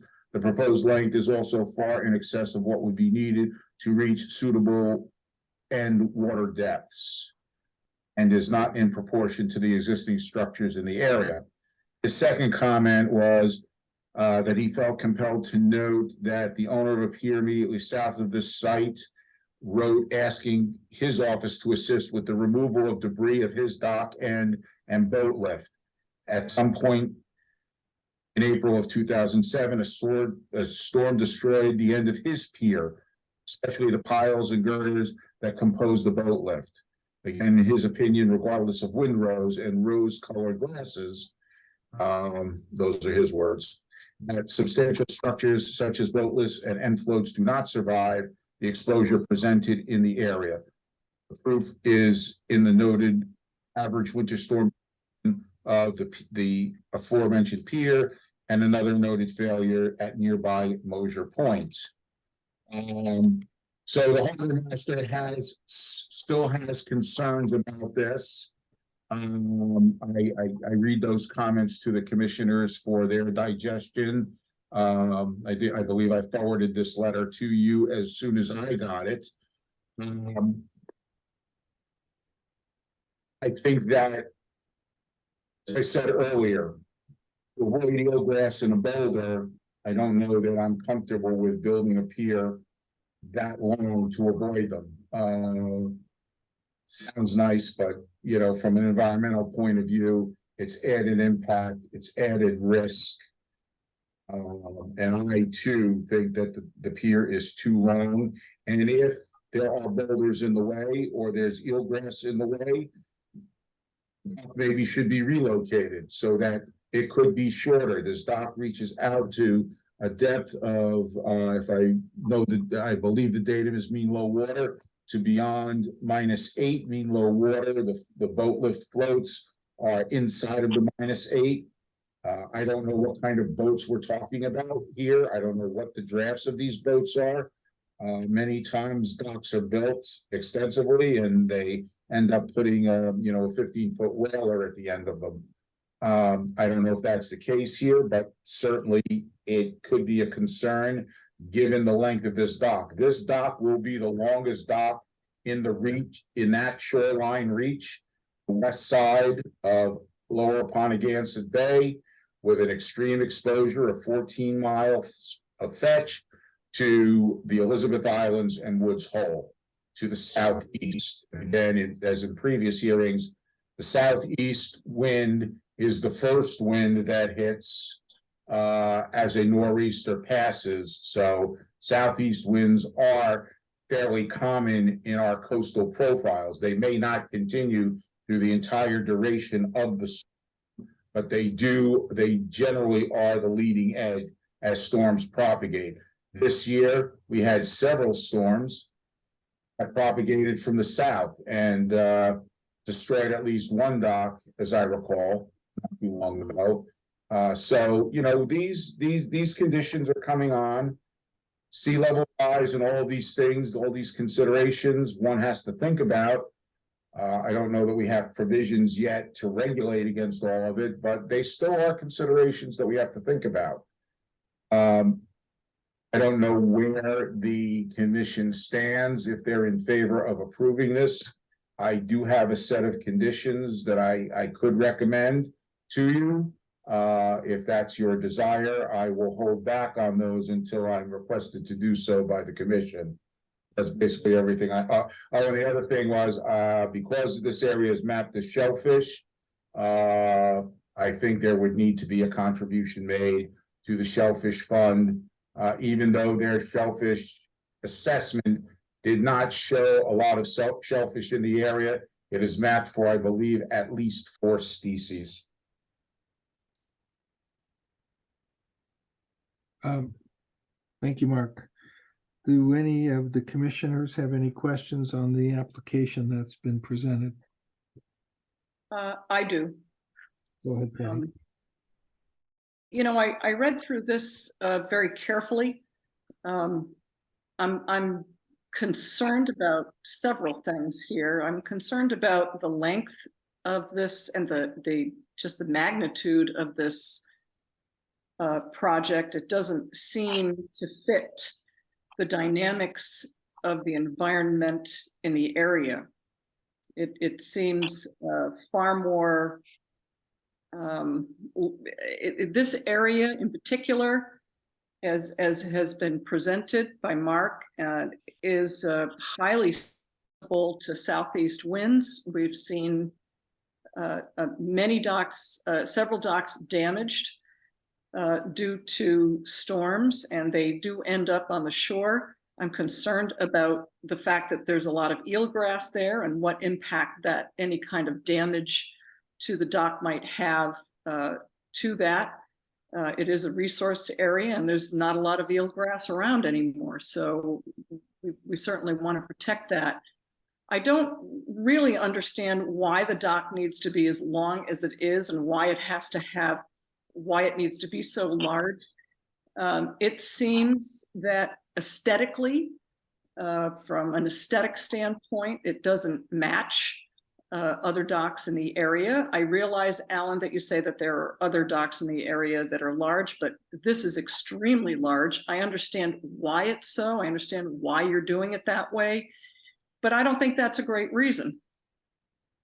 I think that it's not intelligent, it's not smart to be putting a dock of this size or a dock at all in this area. I think it's a very high energy environment. It's very dynamic.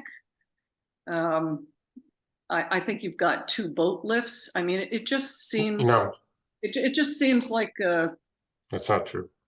Well, Alan, look at you. what's not true, Alan? Let me just clarify then, if I can, Mr. Chairman, because both Mark and Patty have, I think, not fully understanding. This is the boat lift here.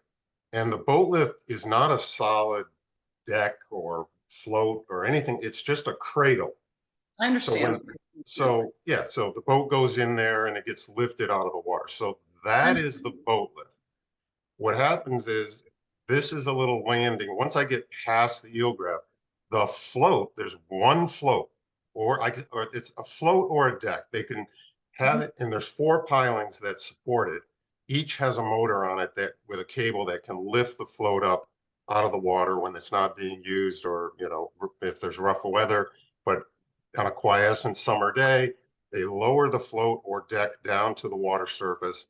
Captain gets in the boat, goes around the pier, and picks up passengers. So there's one float. That's all I wanted to make clear, Patty. I'm not, you know, just to make sure you understand. There's a boat lift, which is not a solid, you know, it's pilings supporting a cradle. When the boat's off at Martha's Vineyard or Nantucket, it's going to be just open the water. You can see right down to the water. It's not a solid structure. And the reason for the length of the pier, the other piers are 230 feet long. This pier is 30 feet longer than the other piers in the photograph that I showed you. It takes 150 feet to get to a foot of depth of water at low tide. So I have to cross a coastal bank, which I've spanned, cross the intertidal zone. Then I have an eelgrass bed that I must across and span to get to any kind of depth for the kind of boat that we're talking about would be 4.5 to 5 feet. And at that point, I put in a standard construction. We had Donnie Lynch drive piles. The piles went down 10.5 feet in this area. So there I can use conventional construction. And the reason for the length of the pier is that the captain needs to be able to get in the boat, which the butt end of the stern of the boat is going to be sticking out of the boat lift. He needs to get in the boat. That's the only reason. And then this little landing leads to a float, and sure, you know, the kids could jump off in the summertime and swim, but everything is, and then when there's guests, they come in here and berth in this little spot here and tie their boat to the mooring piles and the 2 piles.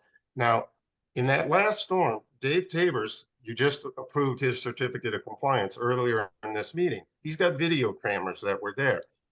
The wave, it's not the wind, it's the waves. The waves were crashing over his pier. His pier had sustained no damage. The only damage was one of his cables broke because the float, what he did in the wintertime, he lifts the float up level with the deck and fastens it to the deck. And then the gangway is level with the deck, which is 7 feet above mean high water and on the same level as the pier. The float was banging around a bit because of the wave action, but he sustained no substantial damage whatsoever in that storm. So the, you know, constant talk about there being damage and these docks being washed away, I don't believe that's the case. And, you know, this dock, you know, these spans are the first 3 spans, the pier is held up by long aluminum girders, basically trusses that form a platform. And the reason we're doing that is so that we don't have to have a set of pilings every 12 feet across the coastal bank, across the intertidal shore, across the eelgrass beds. And we're just trying to get out to where there's navigable depth of water, meet the setback from eelgrass. The pier is only 30 feet longer than the other piers that I showed you in this photograph. Gail Davidson's pier and these other 2 women that own 2 other piers here are all over 200 feet long. This proposed pier, maybe for different reasons, because there's so many more regulations today than there were when those piers were built. But that's just what I want to make absolutely clear. 1 boat lift, 1 float. I appreciate your comments, Alan, but I think this area is known for a 14-mile fetch with a lot of wind and wave action. You're right, it's the waves that do the damage. And we've seen that. We've seen damage to Gail Davidson's dock.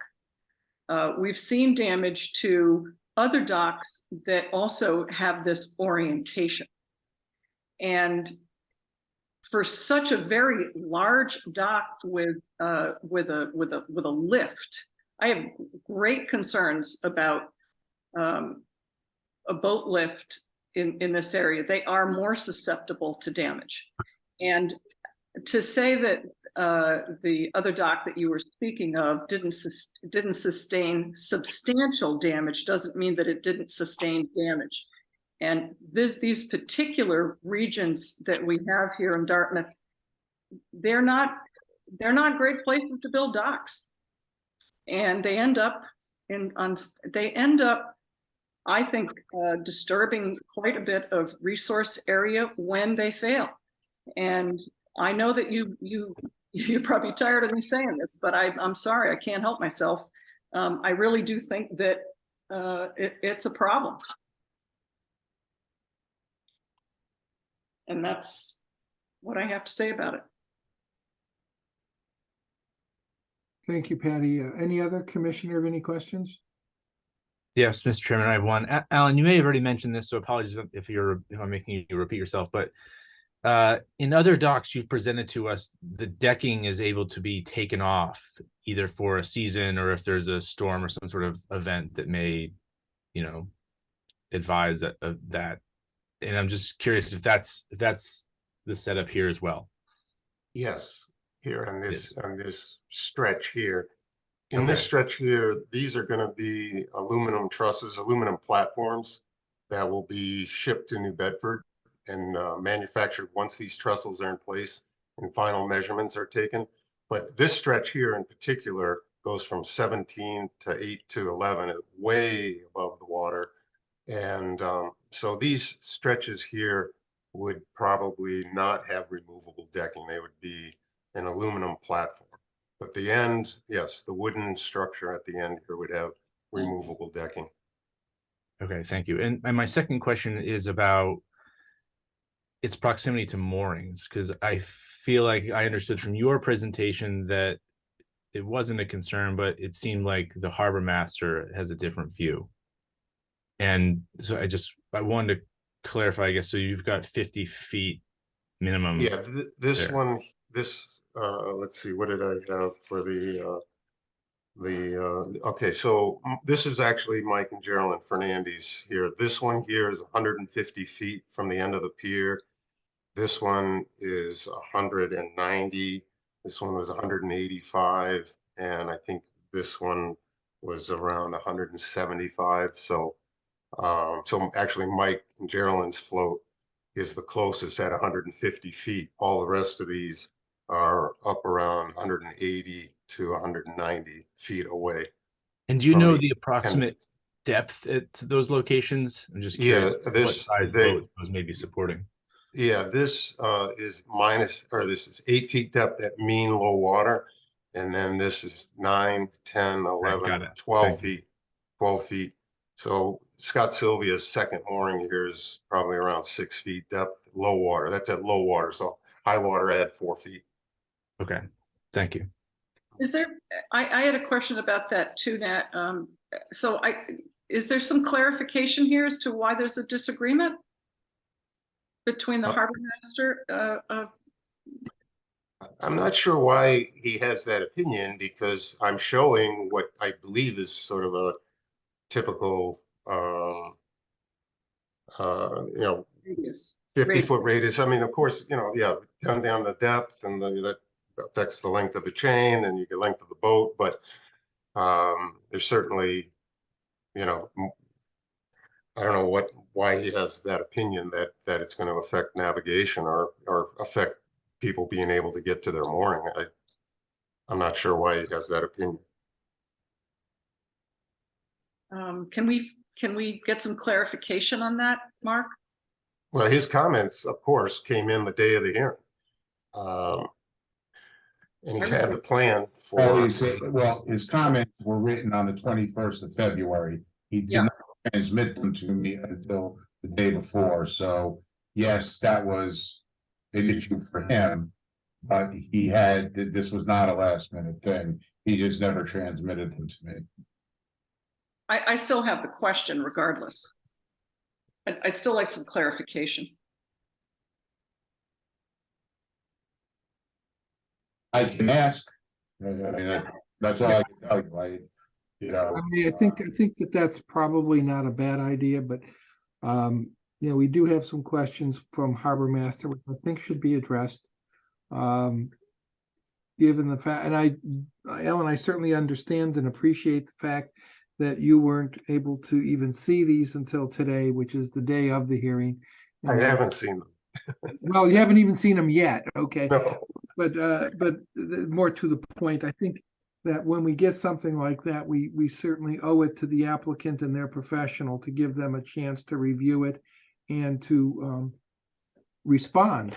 And I think in this case, you should have that opportunity, Alan, and perhaps in your response, there may even be a solution that the harbor master can agree with and says, you know, I think you're right. But I'd like to see those addressed, because those are critical comments which do impact, certainly in the past have impacted how I would vote, and I suspect would possibly impact how other commissioners would vote.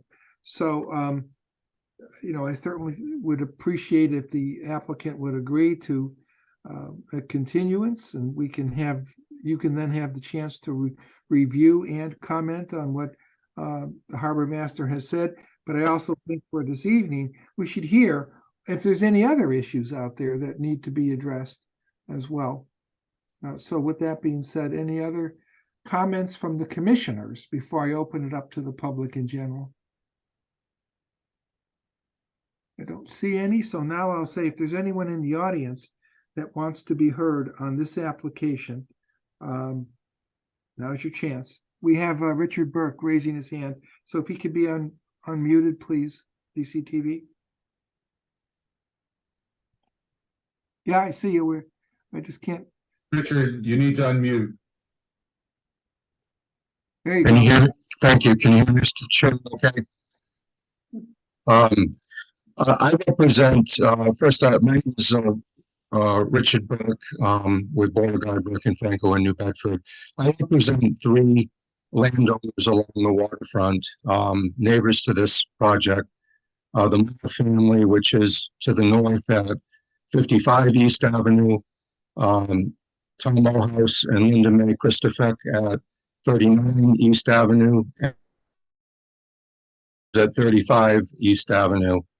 All 3 are properties along the beach. They were originally, back in 1977, there was a plan created called Shore Estates, which did 2 things.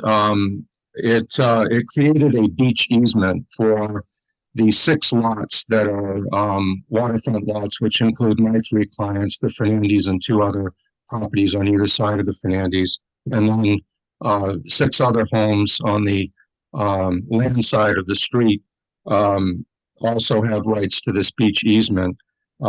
It's essentially a beach easement as is customary. It's an easement for all uses which a private beach is normally used for, including walking, sunbathing, fishing, swimming, and to land small boats. There was also, back in 1977, when this community was created by plan, a restrictive covenant whereby all of the owners, at least the 6 beachfront lots that were subject to this easement, all agreed that no one would build a dock unless they all agreed. That restrictive covenant, which dates back to 1977, has expired, so it's not in effect. However, the beach easement is still in effect.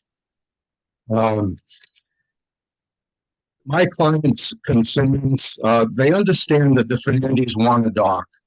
I think they would prefer that they not have a dock, but they understand that they want to have a dock. Their concerns are with the length of the dock and with the 2 associated landings or floats, if you will, the boat lift and the landing. We think that from the Christofek's point of view and my other client's point of view, the scale of this dock at 261 feet, it seems out of scale with other docks in the vicinity. We would like it to be not quite as long as it has been proposed. And we also are concerned about the 2 large landings. One is 16 feet by 16 feet, and the other 10 feet by 20 feet. One on the north side and one on the south side, as Alan explained. This adds to the size of the dock and the visual impact of the dock. It appears, as I understand it, both of these landings will be affixed by 4 piers, each by 4 piers. So they're another solid mass that can be raised even when they're not in use to the level of the dock, which adds to the visual impact. My clients are also concerned with the eelgrass and the shellfish, as has been discussed, and they're concerned about maintaining continuous beach access along the beach easement. From the Moores' point of view, the Moores are to the north of the proposed dock. They feel that their property will be immediately devalued. Their views of the Elizabethan Islands will be obstructed. The views for the Olmos family and the Davidson, Gail Davidson, their views of the harbor going in the other direction would be obstructed. We feel that it's just too long, that it's a risk and a danger in any major storm. It will, no doubt, any dock is going to have an impact, with shoreline swimming, kayaking, things that they enjoy doing now. And so that it will alter the beach easement. It will alter the shoreline feel and the neighborhood beach. Having said that, and I should say, as was mentioned, Gail Davidson is also one of my group. Gail has a dock, as was mentioned. The dock was there when she bought her house over 20 years ago. She's simply, I think, more so supporting her neighbors and their concerns. She shares the same environmental concerns. With those concerns in mind, we simply request that if a dock is to be built, that it be somewhat shorter, that perhaps the two side ramps or floats could be modified or done away with altogether. A conventional dock with a gangway at the end going straight out with a float that would not be quite so obstructive to view would no doubt reach a reasonable depth and provide the use of a dock for the Fernandez. So our request is not that there not be a dock. Their neighbors, my clients, understand that they want a dock, even though we don't want it. They're willing to accede to some of these requests, but we just simply ask that it be scaled down from the size that is proposed right now. Thank you. Thank you, Attorney Burke. Any other member of the audience that wishes to be heard? Okay, I'm not seeing anybody at this moment. So, Alan, would you be willing to entertain a continuance while you get an opportunity to see what I see somebody, Derek is waving his hand. Derek, you're next. Go right ahead. You're muted though or something. I can't hear you. Derek?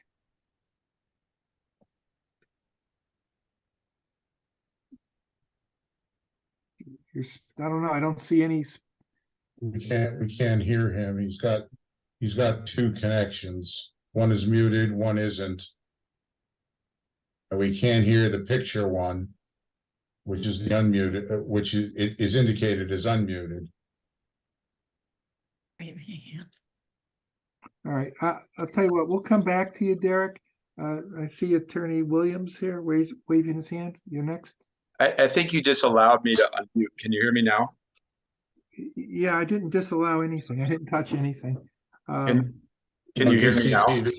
DCTV probably did. Yeah, I can hear you now. Who's Derek? Is now an okay time to comment? Jay, I'll come back to you. So I'll let this gentleman say what he wants to say, and then I'll go to Jay Williams, and then I see somebody, Mike has waved his hand, so I'll go in that order, and then I'll go to Lisa Rose.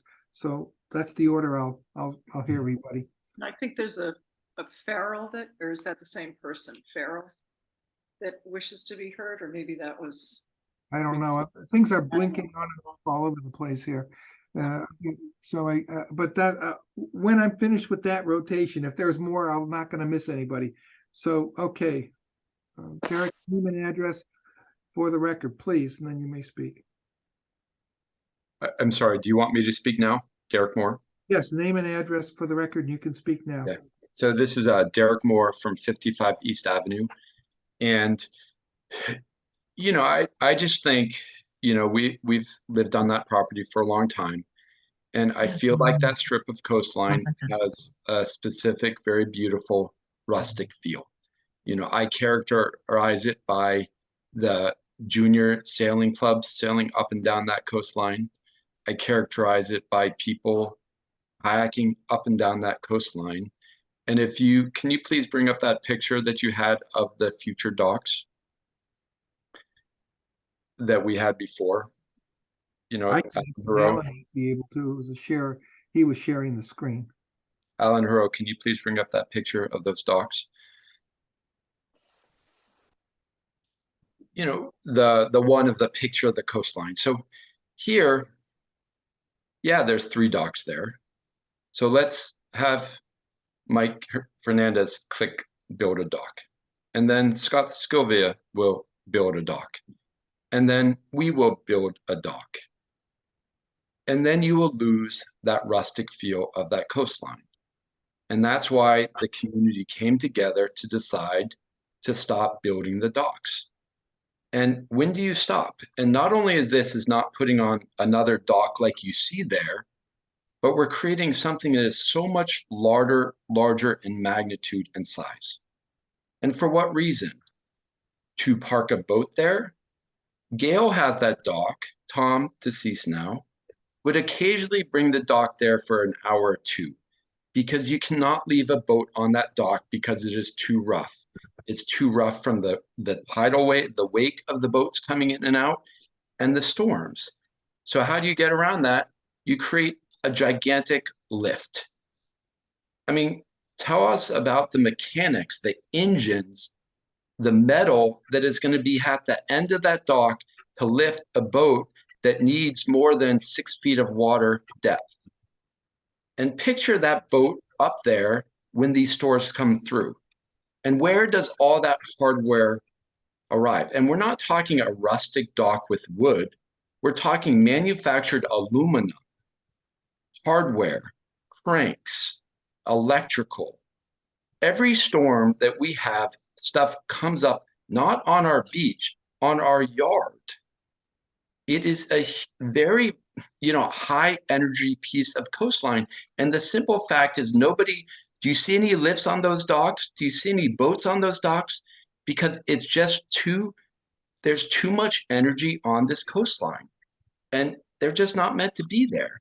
And I just don't understand why, a coastline has a feel, and you have to preserve it.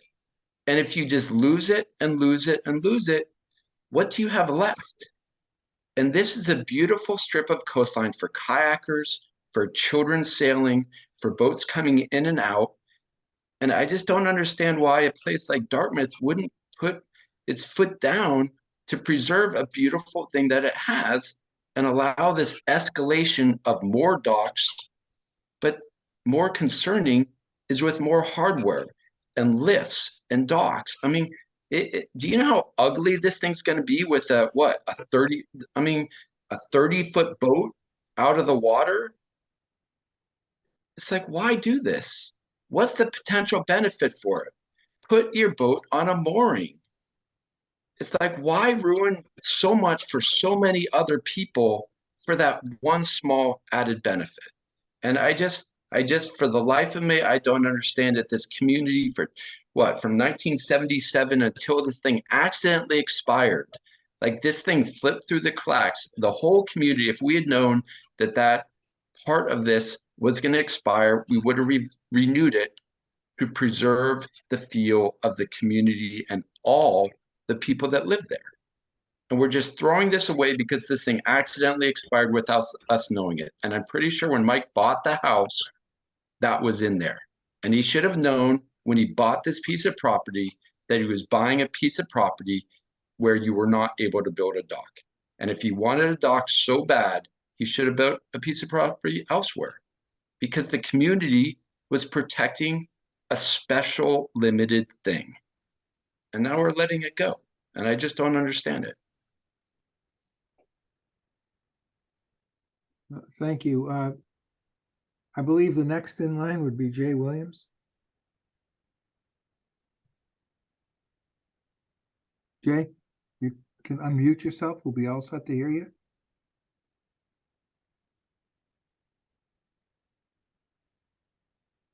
Got me. Yep, can hear you now. Can you hear me? Yes, we can. Thank you. Okay. All right, Mike and members of the board. Jay Williams, I'm kind of a newcomer. My wife Valerie and I, we live at 48 East Avenue, directly across the street from Mike Fernandez and Geraldine Fernandez. Mike and Geraldine got kind of mirror families. We both have 4 and 5 children. We both have, 5 and 7 grandkids. Myself, anyone that's going to be visually affected by this dock, we're probably the one most visually affected. We look straight out into the water and we're going to see it. And quite frankly, I think that's a good thing. I think a dock is a beautiful thing, especially we're kind of blessed to be able to see docks. People around the country that's it's not a fun, but also the beach that I've heard people say that is Attorney Burke say that it's on a common area beach. That beach is not accessible. It's just rocks, and it'd be very difficult to go across that. The beach that is accessible is the one that has the dock already. And I kind of find it a little, funny that, if I'm not mistaken, I'm not sure, but I think Mr. Moore, I'm not sure if he's the owner of that property. I think it's someone else that's the owner, but I've been here a couple of years. I think I've seen him like twice. I think he come probably for a week in the summer, and it's kind of upsetting to think that someone that comes here for a week or 2 in the summer, we want to try to limit another neighbor who's here 52 weeks in the summer with his family. Because for that 1 week, he can see the harbor. He's on the other side of that dock. He's got a beautiful view. And I mean, actually, he's got large trees on his property, which I don't have a view of the water. But anyway, I think I don't think that is a bigger problem. I understand the length of the dock, why you have to have a dock that long, but it isn't out of context with the other docks in the area. The other docks, about if you're going 230 feet to 250 feet or 260 feet, it's not a big variant, so it is in harmony with the other docks in the neighborhood, and I don't think it's going to derogate from or minimize or hurt the values of anyone's property. But more importantly, I'm in favor of it, and I think it'd be good for the neighborhood. Thank you, Mr. Williams. Now, I believe, Mike, you were the next in line. There's a mic over there. Yeah. There you go. Can you hear me? I can hear you now. Yeah. Okay, so thank you for everybody tonight. Of course, myself and my wife Geraldine are the topic of a conversation, and thank you for the board and everybody that's taken the time, and all our neighbors, including the ones that aren't in favor for the moment. I'd just like to say that just to start, Derek directly would just let you know that we purchased this property 10 years ago.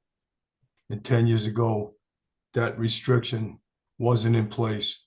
And it was my intention, our intention, to build a dock, to get close to the water and enjoy the water. I have 6 children, 4 grandchildren, and all our neighbors know that we spend all our time out on the water. As a matter of fact, the beach that we all share, we put a ring out in front of the house for the last 3 years, and Jay and I bring our grandkids and our kids, and we take them tubing off of the ring. Actually, most of the neighbors are out there on the ring. When hopefully we get to put our dock in and enjoy the water the way we all do. And those water sports will now be taken in front of the beach that we all share and put directly in front of our house.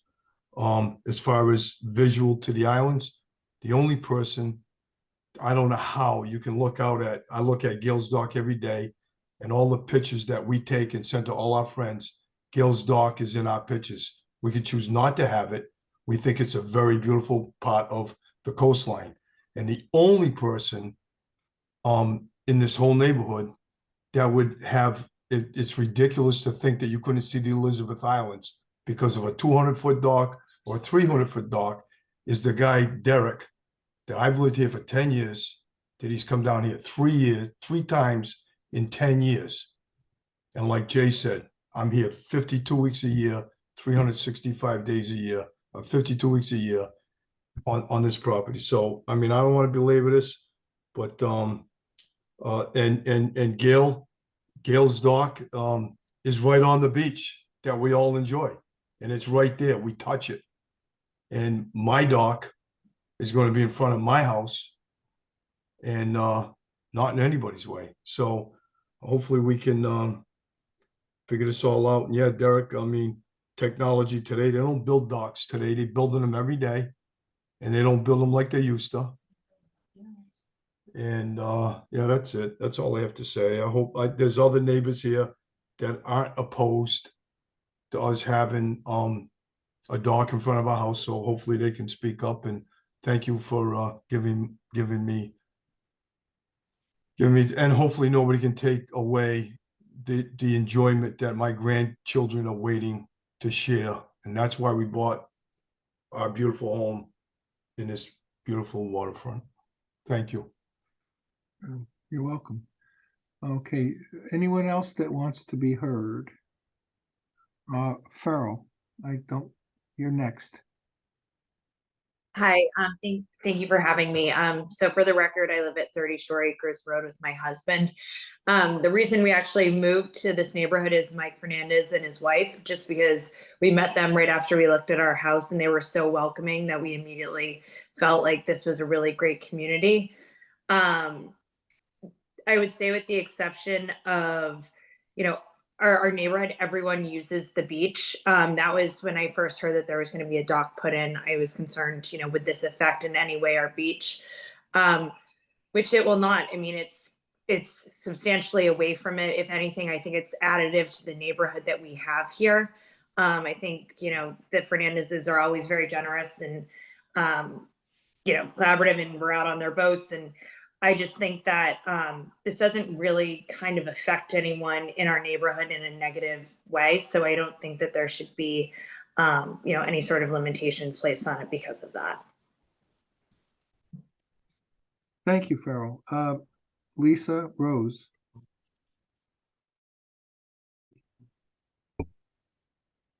You have to unmute yourself though, Lisa. Yeah, you're muted. There you go. Okay. Hi. So I lived here for several years. And Please, if you wouldn't mind, just give us your address, please. 34 Shore Acres Road. Thank you. I don't think that Michael's dock affects the beach in any way. I also think that for those of us that are here 12 months a year, 52 weeks, as Mike said, nothing affects anything. I believe that the reason that the dock is so long is he's trying to do his mitigation over the rocks, over the seagrass, and to get out in the water to draw for his boat. I have no objection to this dock. Thank you, Lisa. Appreciate your comments. Anyone else that wishes to be heard? Scott Sylvia. Unmute yourself and you can be heard. Name and address for the record, Scott. Thank you. How's that? That's perfect. Scott Sylvia. I live at 51 East Ave. I have the property directly to the north of Mike Fernandez. I heard Jay over there say that, he thought he would be most affected by the view of the dock, but I will look at it every single day. And I think these docks are just a highlight of the coastline. I love looking at them. To me, the coastline wouldn't be nearly as nice without these beautiful wooden docks that we have. If those of you who aren't exactly familiar with the topography that we have here, I mean, to say that the docks are going to interfere with your view of the Elizabeth Islands is a little absurd.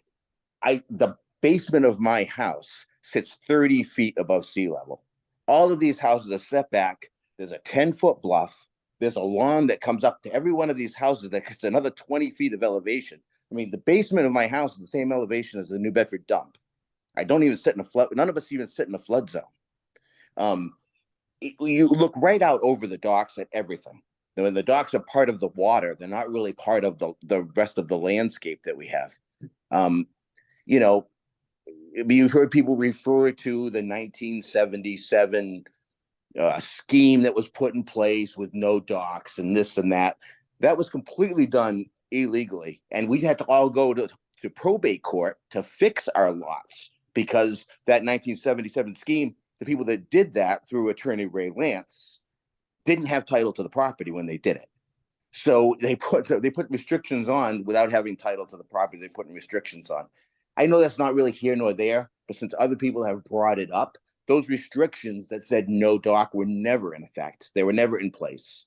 And those of us that live on the water here have had to go to probate court to actually get good title to our beachfront properties, the one that Mike is trying to put on. I know that Jay can speak to that. You know, Prescott Bull and McLeod, the firm could speak to that. We've all had to go and do those things. So listen, the dock is a great idea. As far as conservation goes, I'm not sure, you know, what your purview is as to what you can and can't restrict on this, but I just don't see the harm to the environment. I haven't heard anybody make an argument that there's really any harm to the environment. As far as our harbor master, Steve Mello, these moorings out here, none of them are registered with the Army Corps of Engineers. So they can be moved 10 feet, 20 feet, 30 feet, anytime anybody wants to move them. They just get a new GPS location and re-register it with the town. So there's really no reason that I can see to not allow the dock. And obviously I'm in favor of it. So that's all I have to say. Well, thank you, Scott. Someone else that wants to be heard who hasn't spoken already. All right, I see. I don't know your name, but because it's got a female name. You're muted. You've got to unmute. I'm Alan Bateman.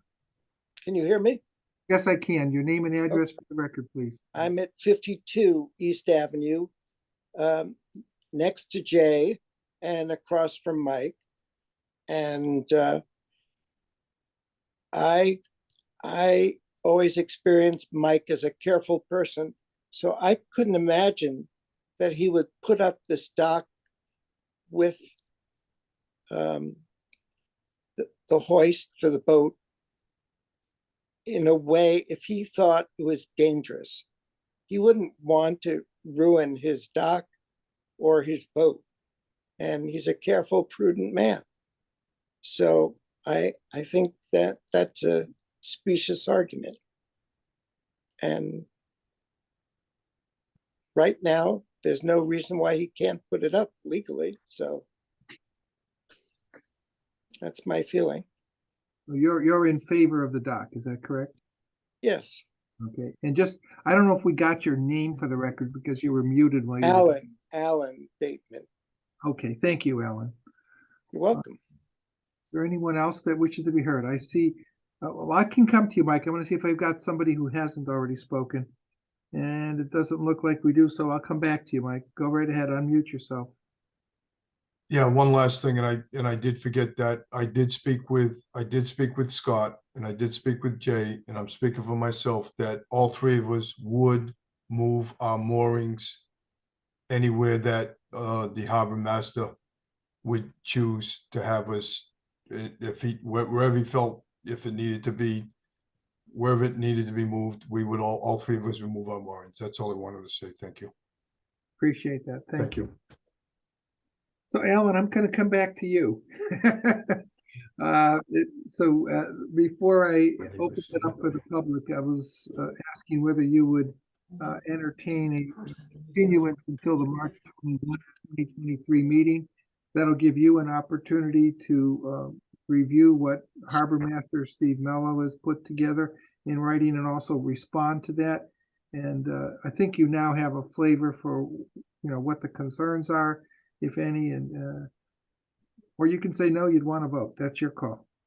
No, I would be happy to continue until March 21st so that I can I'll get a copy of Steve Mello's comments and I will respond to them directly. Okay, I appreciate that. Mr. Chairman, Al and I will email you a copy tomorrow morning.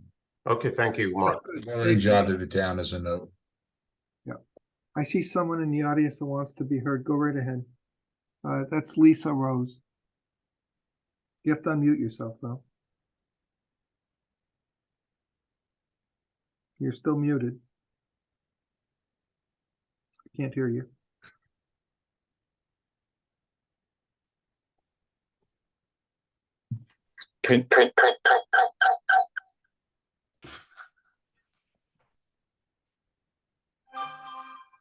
You're muted. I can't hear anything.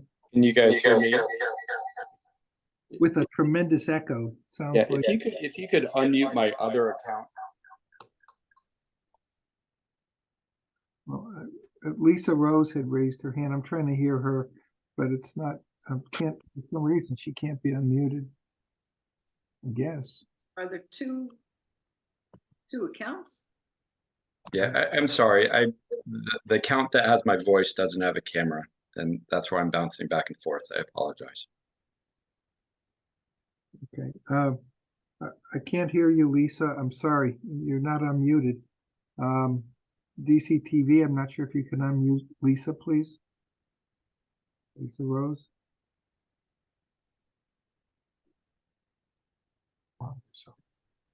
I suggested she unmute. She just has to click the prompt, is all.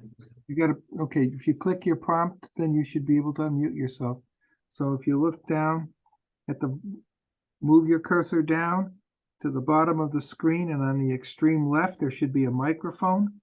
Yours probably has a slash through it. That means you're muted. So you have to click it to unmute.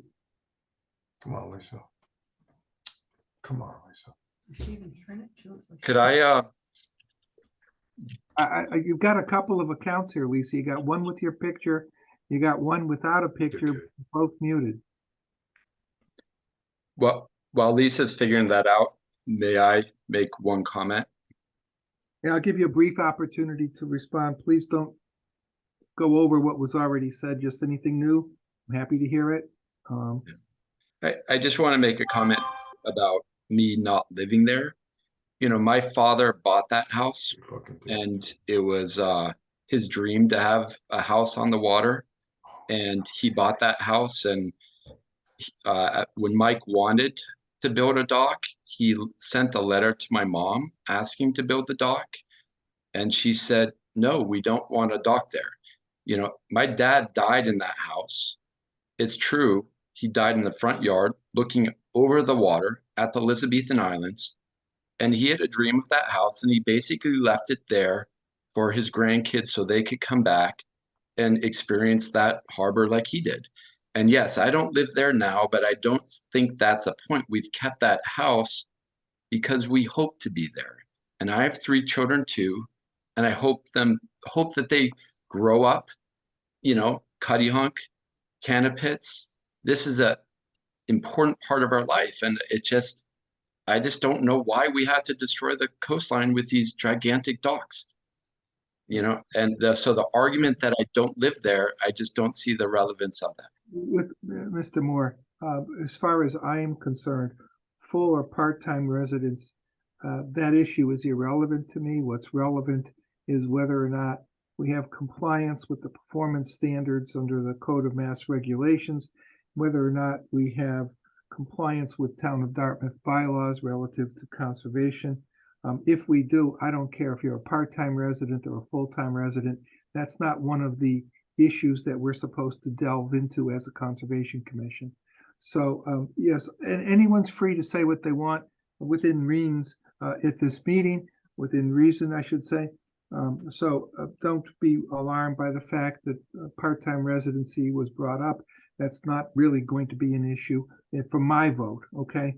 I try to apply the same standards to every application that comes before the commission, and never have I applied a standard of whether you were a full or a part-time resident. So rest assured, that's not part of what I look at. Is Lisa able to unmute? Yeah. Yeah, right. I unmuted myself, sorry. Name and address again for the record. Lisa Rose, 34 Shore Acres Road. Okay. I just wanted to say, I appreciate you saying that you don't differentiate full-time or part-time. But I will say that most of the people that are here part-time have something to say about what goes on here full-time. I have access to the beach. I have access to a mooring if I want it. And I, in no way will Mike's dock affect my ability to have a mooring in the water. Okay, thank you. Thank yeah, you. yeah, and I think I speak for all the commissioners on that. We tried very hard to be fair in the application of the regulations and bylaws to each application that comes before us. So anyway, anyone else that wants to be heard on something new? Seeing none, Alan has said that they would be willing to continue this public hearing until March 21st, 2023 at 7 p.m. And I will say that anyone who was here this evening who wants to be heard again at that meeting, you're more than welcome to. We are not closing the public hearing if the motion's allowed. So commissioners, what's your pleasure on that request? Anyone want to make a motion to continue the hearing until March 21, 2023 at 7 p.m. So moved. We have a motion. We have a second on the motion. Second. Second on the motion. All in favor? Aye. Opposed? No opposition being heard. That motion passes unanimously. There will be no additional mailing for those of you who are here. Tonight's meeting, we just agreed to continue this until March 21, 2023 at 7 p.m. If you want to be heard again, or you want to watch what happens, please feel free to participate. The public hearing was not closed. Okay? That being said, we're going to move on to our final public hearing for this evening. It's a public hearing on DEP file 15-2671, Robert Sherman and Mary Swerz, for a septic system repair within the buffer zone to bordering vegetated wetland and coastal bank and in land subject to coastal flowage. It's on land described as map 90, lots 15 and 16. It's otherwise known as 4 Meadow Shores Road. I'll entertain a motion to waive the reading. So moved. So moved. Second. Seconded motion. All in favor? Aye. Opposed? No opposition being heard. That motion passes unanimously. And Alan, you're here again. Yes, good evening. This will be quick, I hope. If you don't mind, I'll share my screen. No, I don't mind. Go ahead.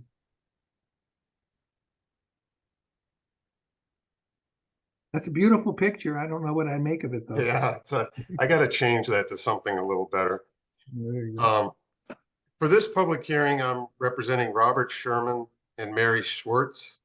We propose to repair the septic system at 4 Meadow Shores Road. The record plan is entitled Subsurface Sewage Disposal System, dated February 15th, 2023. And on the screen, I have a highlighted copy of the plan view portion of the plan. The entire property is in land subject to coastal storm flowage and either in the 100-foot buffer zone to a coastal bank. Coastal bank is along this east side of the house. This is the house right here. It's on a parcel of land that's a waterfront parcel of land, and where there's a retaining wall along the shore. That's the coastal bank. And my client owns a vacant piece of land on the other side of Meadow Shores Road where we're putting the leaching field. So as I said, the existing house is located on a waterfront lot within the velocity zone where we propose a new 1,500-gallon septic tank and a 1,000-gallon pump chamber, both properly weighted down with a 6-inch slab top. The sewage effluent will be pumped to a raised soil absorption system on the vacant lot across Meadow Shores Road.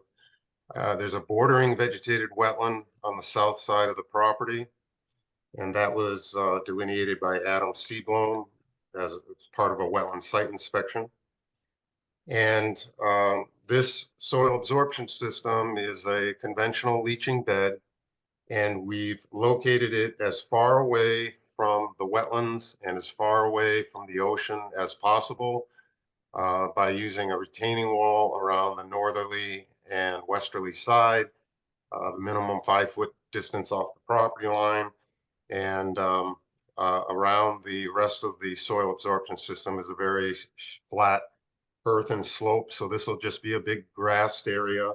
It will be raised about 3 feet because there's a very shallow water table on the property. So we've put the soil absorption system, as I said, as far away from the coastal bank and the bordering vegetated wetland as feasible on the vacant lot across Meadow Shores Road. And that lot is actually in an A zone, not in a velocity zone. The leaching bed is proposed 45 feet setback from the bordering vegetated wetland. And we propose an erosion control barrier between the work area and the BVW, 23 feet minimum away from the wetland. The red line here is the erosion control barrier. We've responded positively to plan review comments from the Board of Health and the DPW and have added notes on the plan in accordance with those comments. And as I said, the final plan dated February 15th incorporates those comments. We have a file number SE 15-2671, and I'd be happy to answer the commission's questions. Thank you. Thank you, Alan. Mark, I'd be interested in hearing the comments of the staff on this one.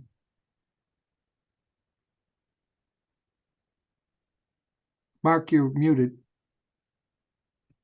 Sorry about that. In the spirit of time, I really don't have that much to add to what Alan said. I think he's described the project accurately. The one thing he didn't mention, but it really doesn't matter, if one looks at the floodplain maps, this is inside the limit of wave action, but so are all the other structures in and around the area. So I think that designation, while on the FEMA maps, is not necessarily germane to this particular project. Having said that, I would recommend a standard order of conditions 20 through 40. Deleting condition 41, which are the restoration, which are all the restoration requirements, and making condition 42 the new 41. So that is my recommendation to the board. Thank you. Mark, what's the date of the plan of record? Sorry. To the February 15th, right, Alan? Yes. That's the revision, right? Yep. Do any commissioners have any questions? Is there anyone left in the audience? Oh, is there anyone in the audience who wishes to be heard? I'm not seeing any. I'll entertain a motion to close the public hearing. So moved. Second. Seconded. All in favor? Aye. Aye. No opposition being heard. That motion passes unanimously. Commissioners, what's your pleasure on this request? Make a motion for standard order of conditions according to the plan submitted on February 15th, 2023, with conditions as stated by Mr. Garrett. Second. The seconded motion. All in favor? Aye. Aye. Opposed? No opposition being heard. That motion passes unanimously. Okay. Thank you very much. Thank you, Alan. Thank Have you, a good Alan. evening. Move on to the items for discussion, and our first are bills. So if we have some, we can pay them. None. Well, that's easy. Do you want to really discuss the bylaws? No, it's really just an update to let you know that Brian Cruz has them. I met with him on another issue, which we will discuss shortly. And he is working on it. He anticipates getting his comments to us by the 24th of this month. And we're well within the time frame for town meeting. Very good. Second discussion item, Mike, you referenced it earlier, and while it's not a done deal, I have been informed by my state representative that the House took up the extension of the emergency order, and in fact voted to extend it 2 years to March 31st, 2025. That needs to go to the Senate. Senate needs to vote. And obviously, any differences would have to go to conference. The House acted on this relatively quickly because they usually wait till the last minute. Right. And you don't have to do it retroactively. But what my rep tells me is that the House and the Senate are not that far apart. So I would guess that there will be a continued extension, maybe not for the full 2 years, but maybe 18 months or something like that. But we can anticipate that come March 31st of 2023, there will be some sort of extension. And it will be your choice as a commission to continue in virtual, in person, or some sort of hybrid. That's where we are today as of the vote. And I did put a email into my state senator asking her what the status was in the Senate and if she could get me a response. And I'm looking at my phone as we speak.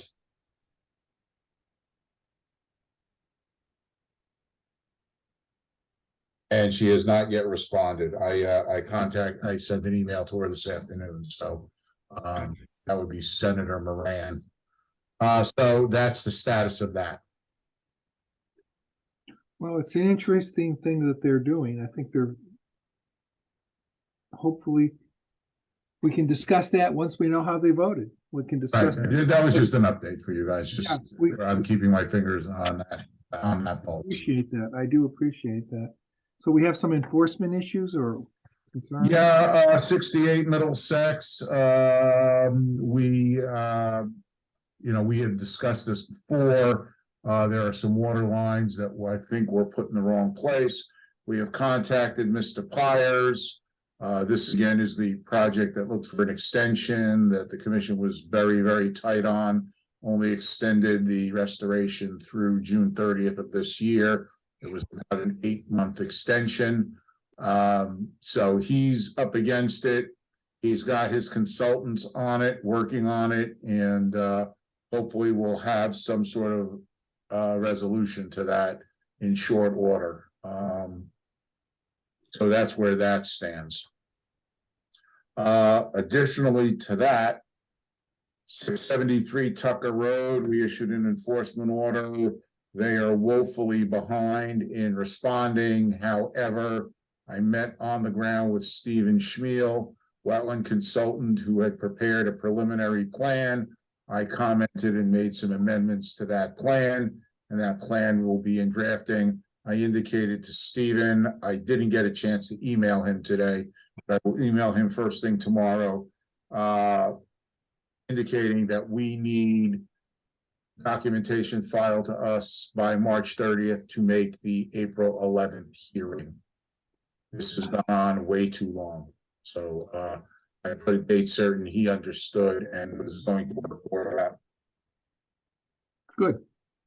The last issue is an issue of a long-standing enforcement order, which I had a meeting with on council, Brian Cruz, and he would request that on the 21st of March, we schedule an executive session so he can go over some concerns he has relative to the status and quality of this enforcement order and his suggestions as to what might be the options for us to proceed on this. And then leave it to the commission to determine whether it is still worth the effort. This is an enforcement order that originally went out in 2011. So if we could schedule an executive session for the 21st, I'm thinking 6:30. That would probably be a good idea. All right. Well, I think, you want a motion to that effect, Mark? Yeah, I think unless you just want to agree to it collectively. I think I motion don't is have a better. problem. I don't have a problem. I just, I'll entertain a motion to have an executive session with Attorney Brian Cruz for our next scheduled meeting, which is Tuesday, March 21, 2023 at 6:30. Does that work for everybody first? Yes. It Yeah, works for fine. me. So I'll just- moved. This is when you want to have the in-person meeting because we can have pizza or something, but I'll have my virtual pizza while I'm listening to Brian. Okay, so we have a motion on the floor. We have a second on the Second. motion. Second on the motion, all in favor? Aye. Opposed? No opposition. So yes, Mark, go ahead. Right, Attorney Cruz. I will inform him and I will set up the agenda accordingly. And I think what it will do is maybe just to make sure, for my own sake, I'm putting it in my calendar now, but I tend not to look at it till it's too late. So a reminder that we 6:30 would be very helpful for me. Same. You know that I'm very quiet about these things. I don't nag you people. No, you don't, but I'm just asking you this time because I had in my head 7 o'clock, and then I've done this for other things. Believe me. I will make sure that you are well alerted prior to. Thank you. I've got it in my phone, but a reminder is always good. I've left my wife at restaurants waiting for me because I thought it was at 8 o'clock and it was at 7. So that doesn't always go well. It's a very quick dinner though, I'll tell you that. Not a lot of chit chat. That's it for me. Okay, let's take a motion to adjourn. So moved. Second. All in favor? Aye. Good night, everyone.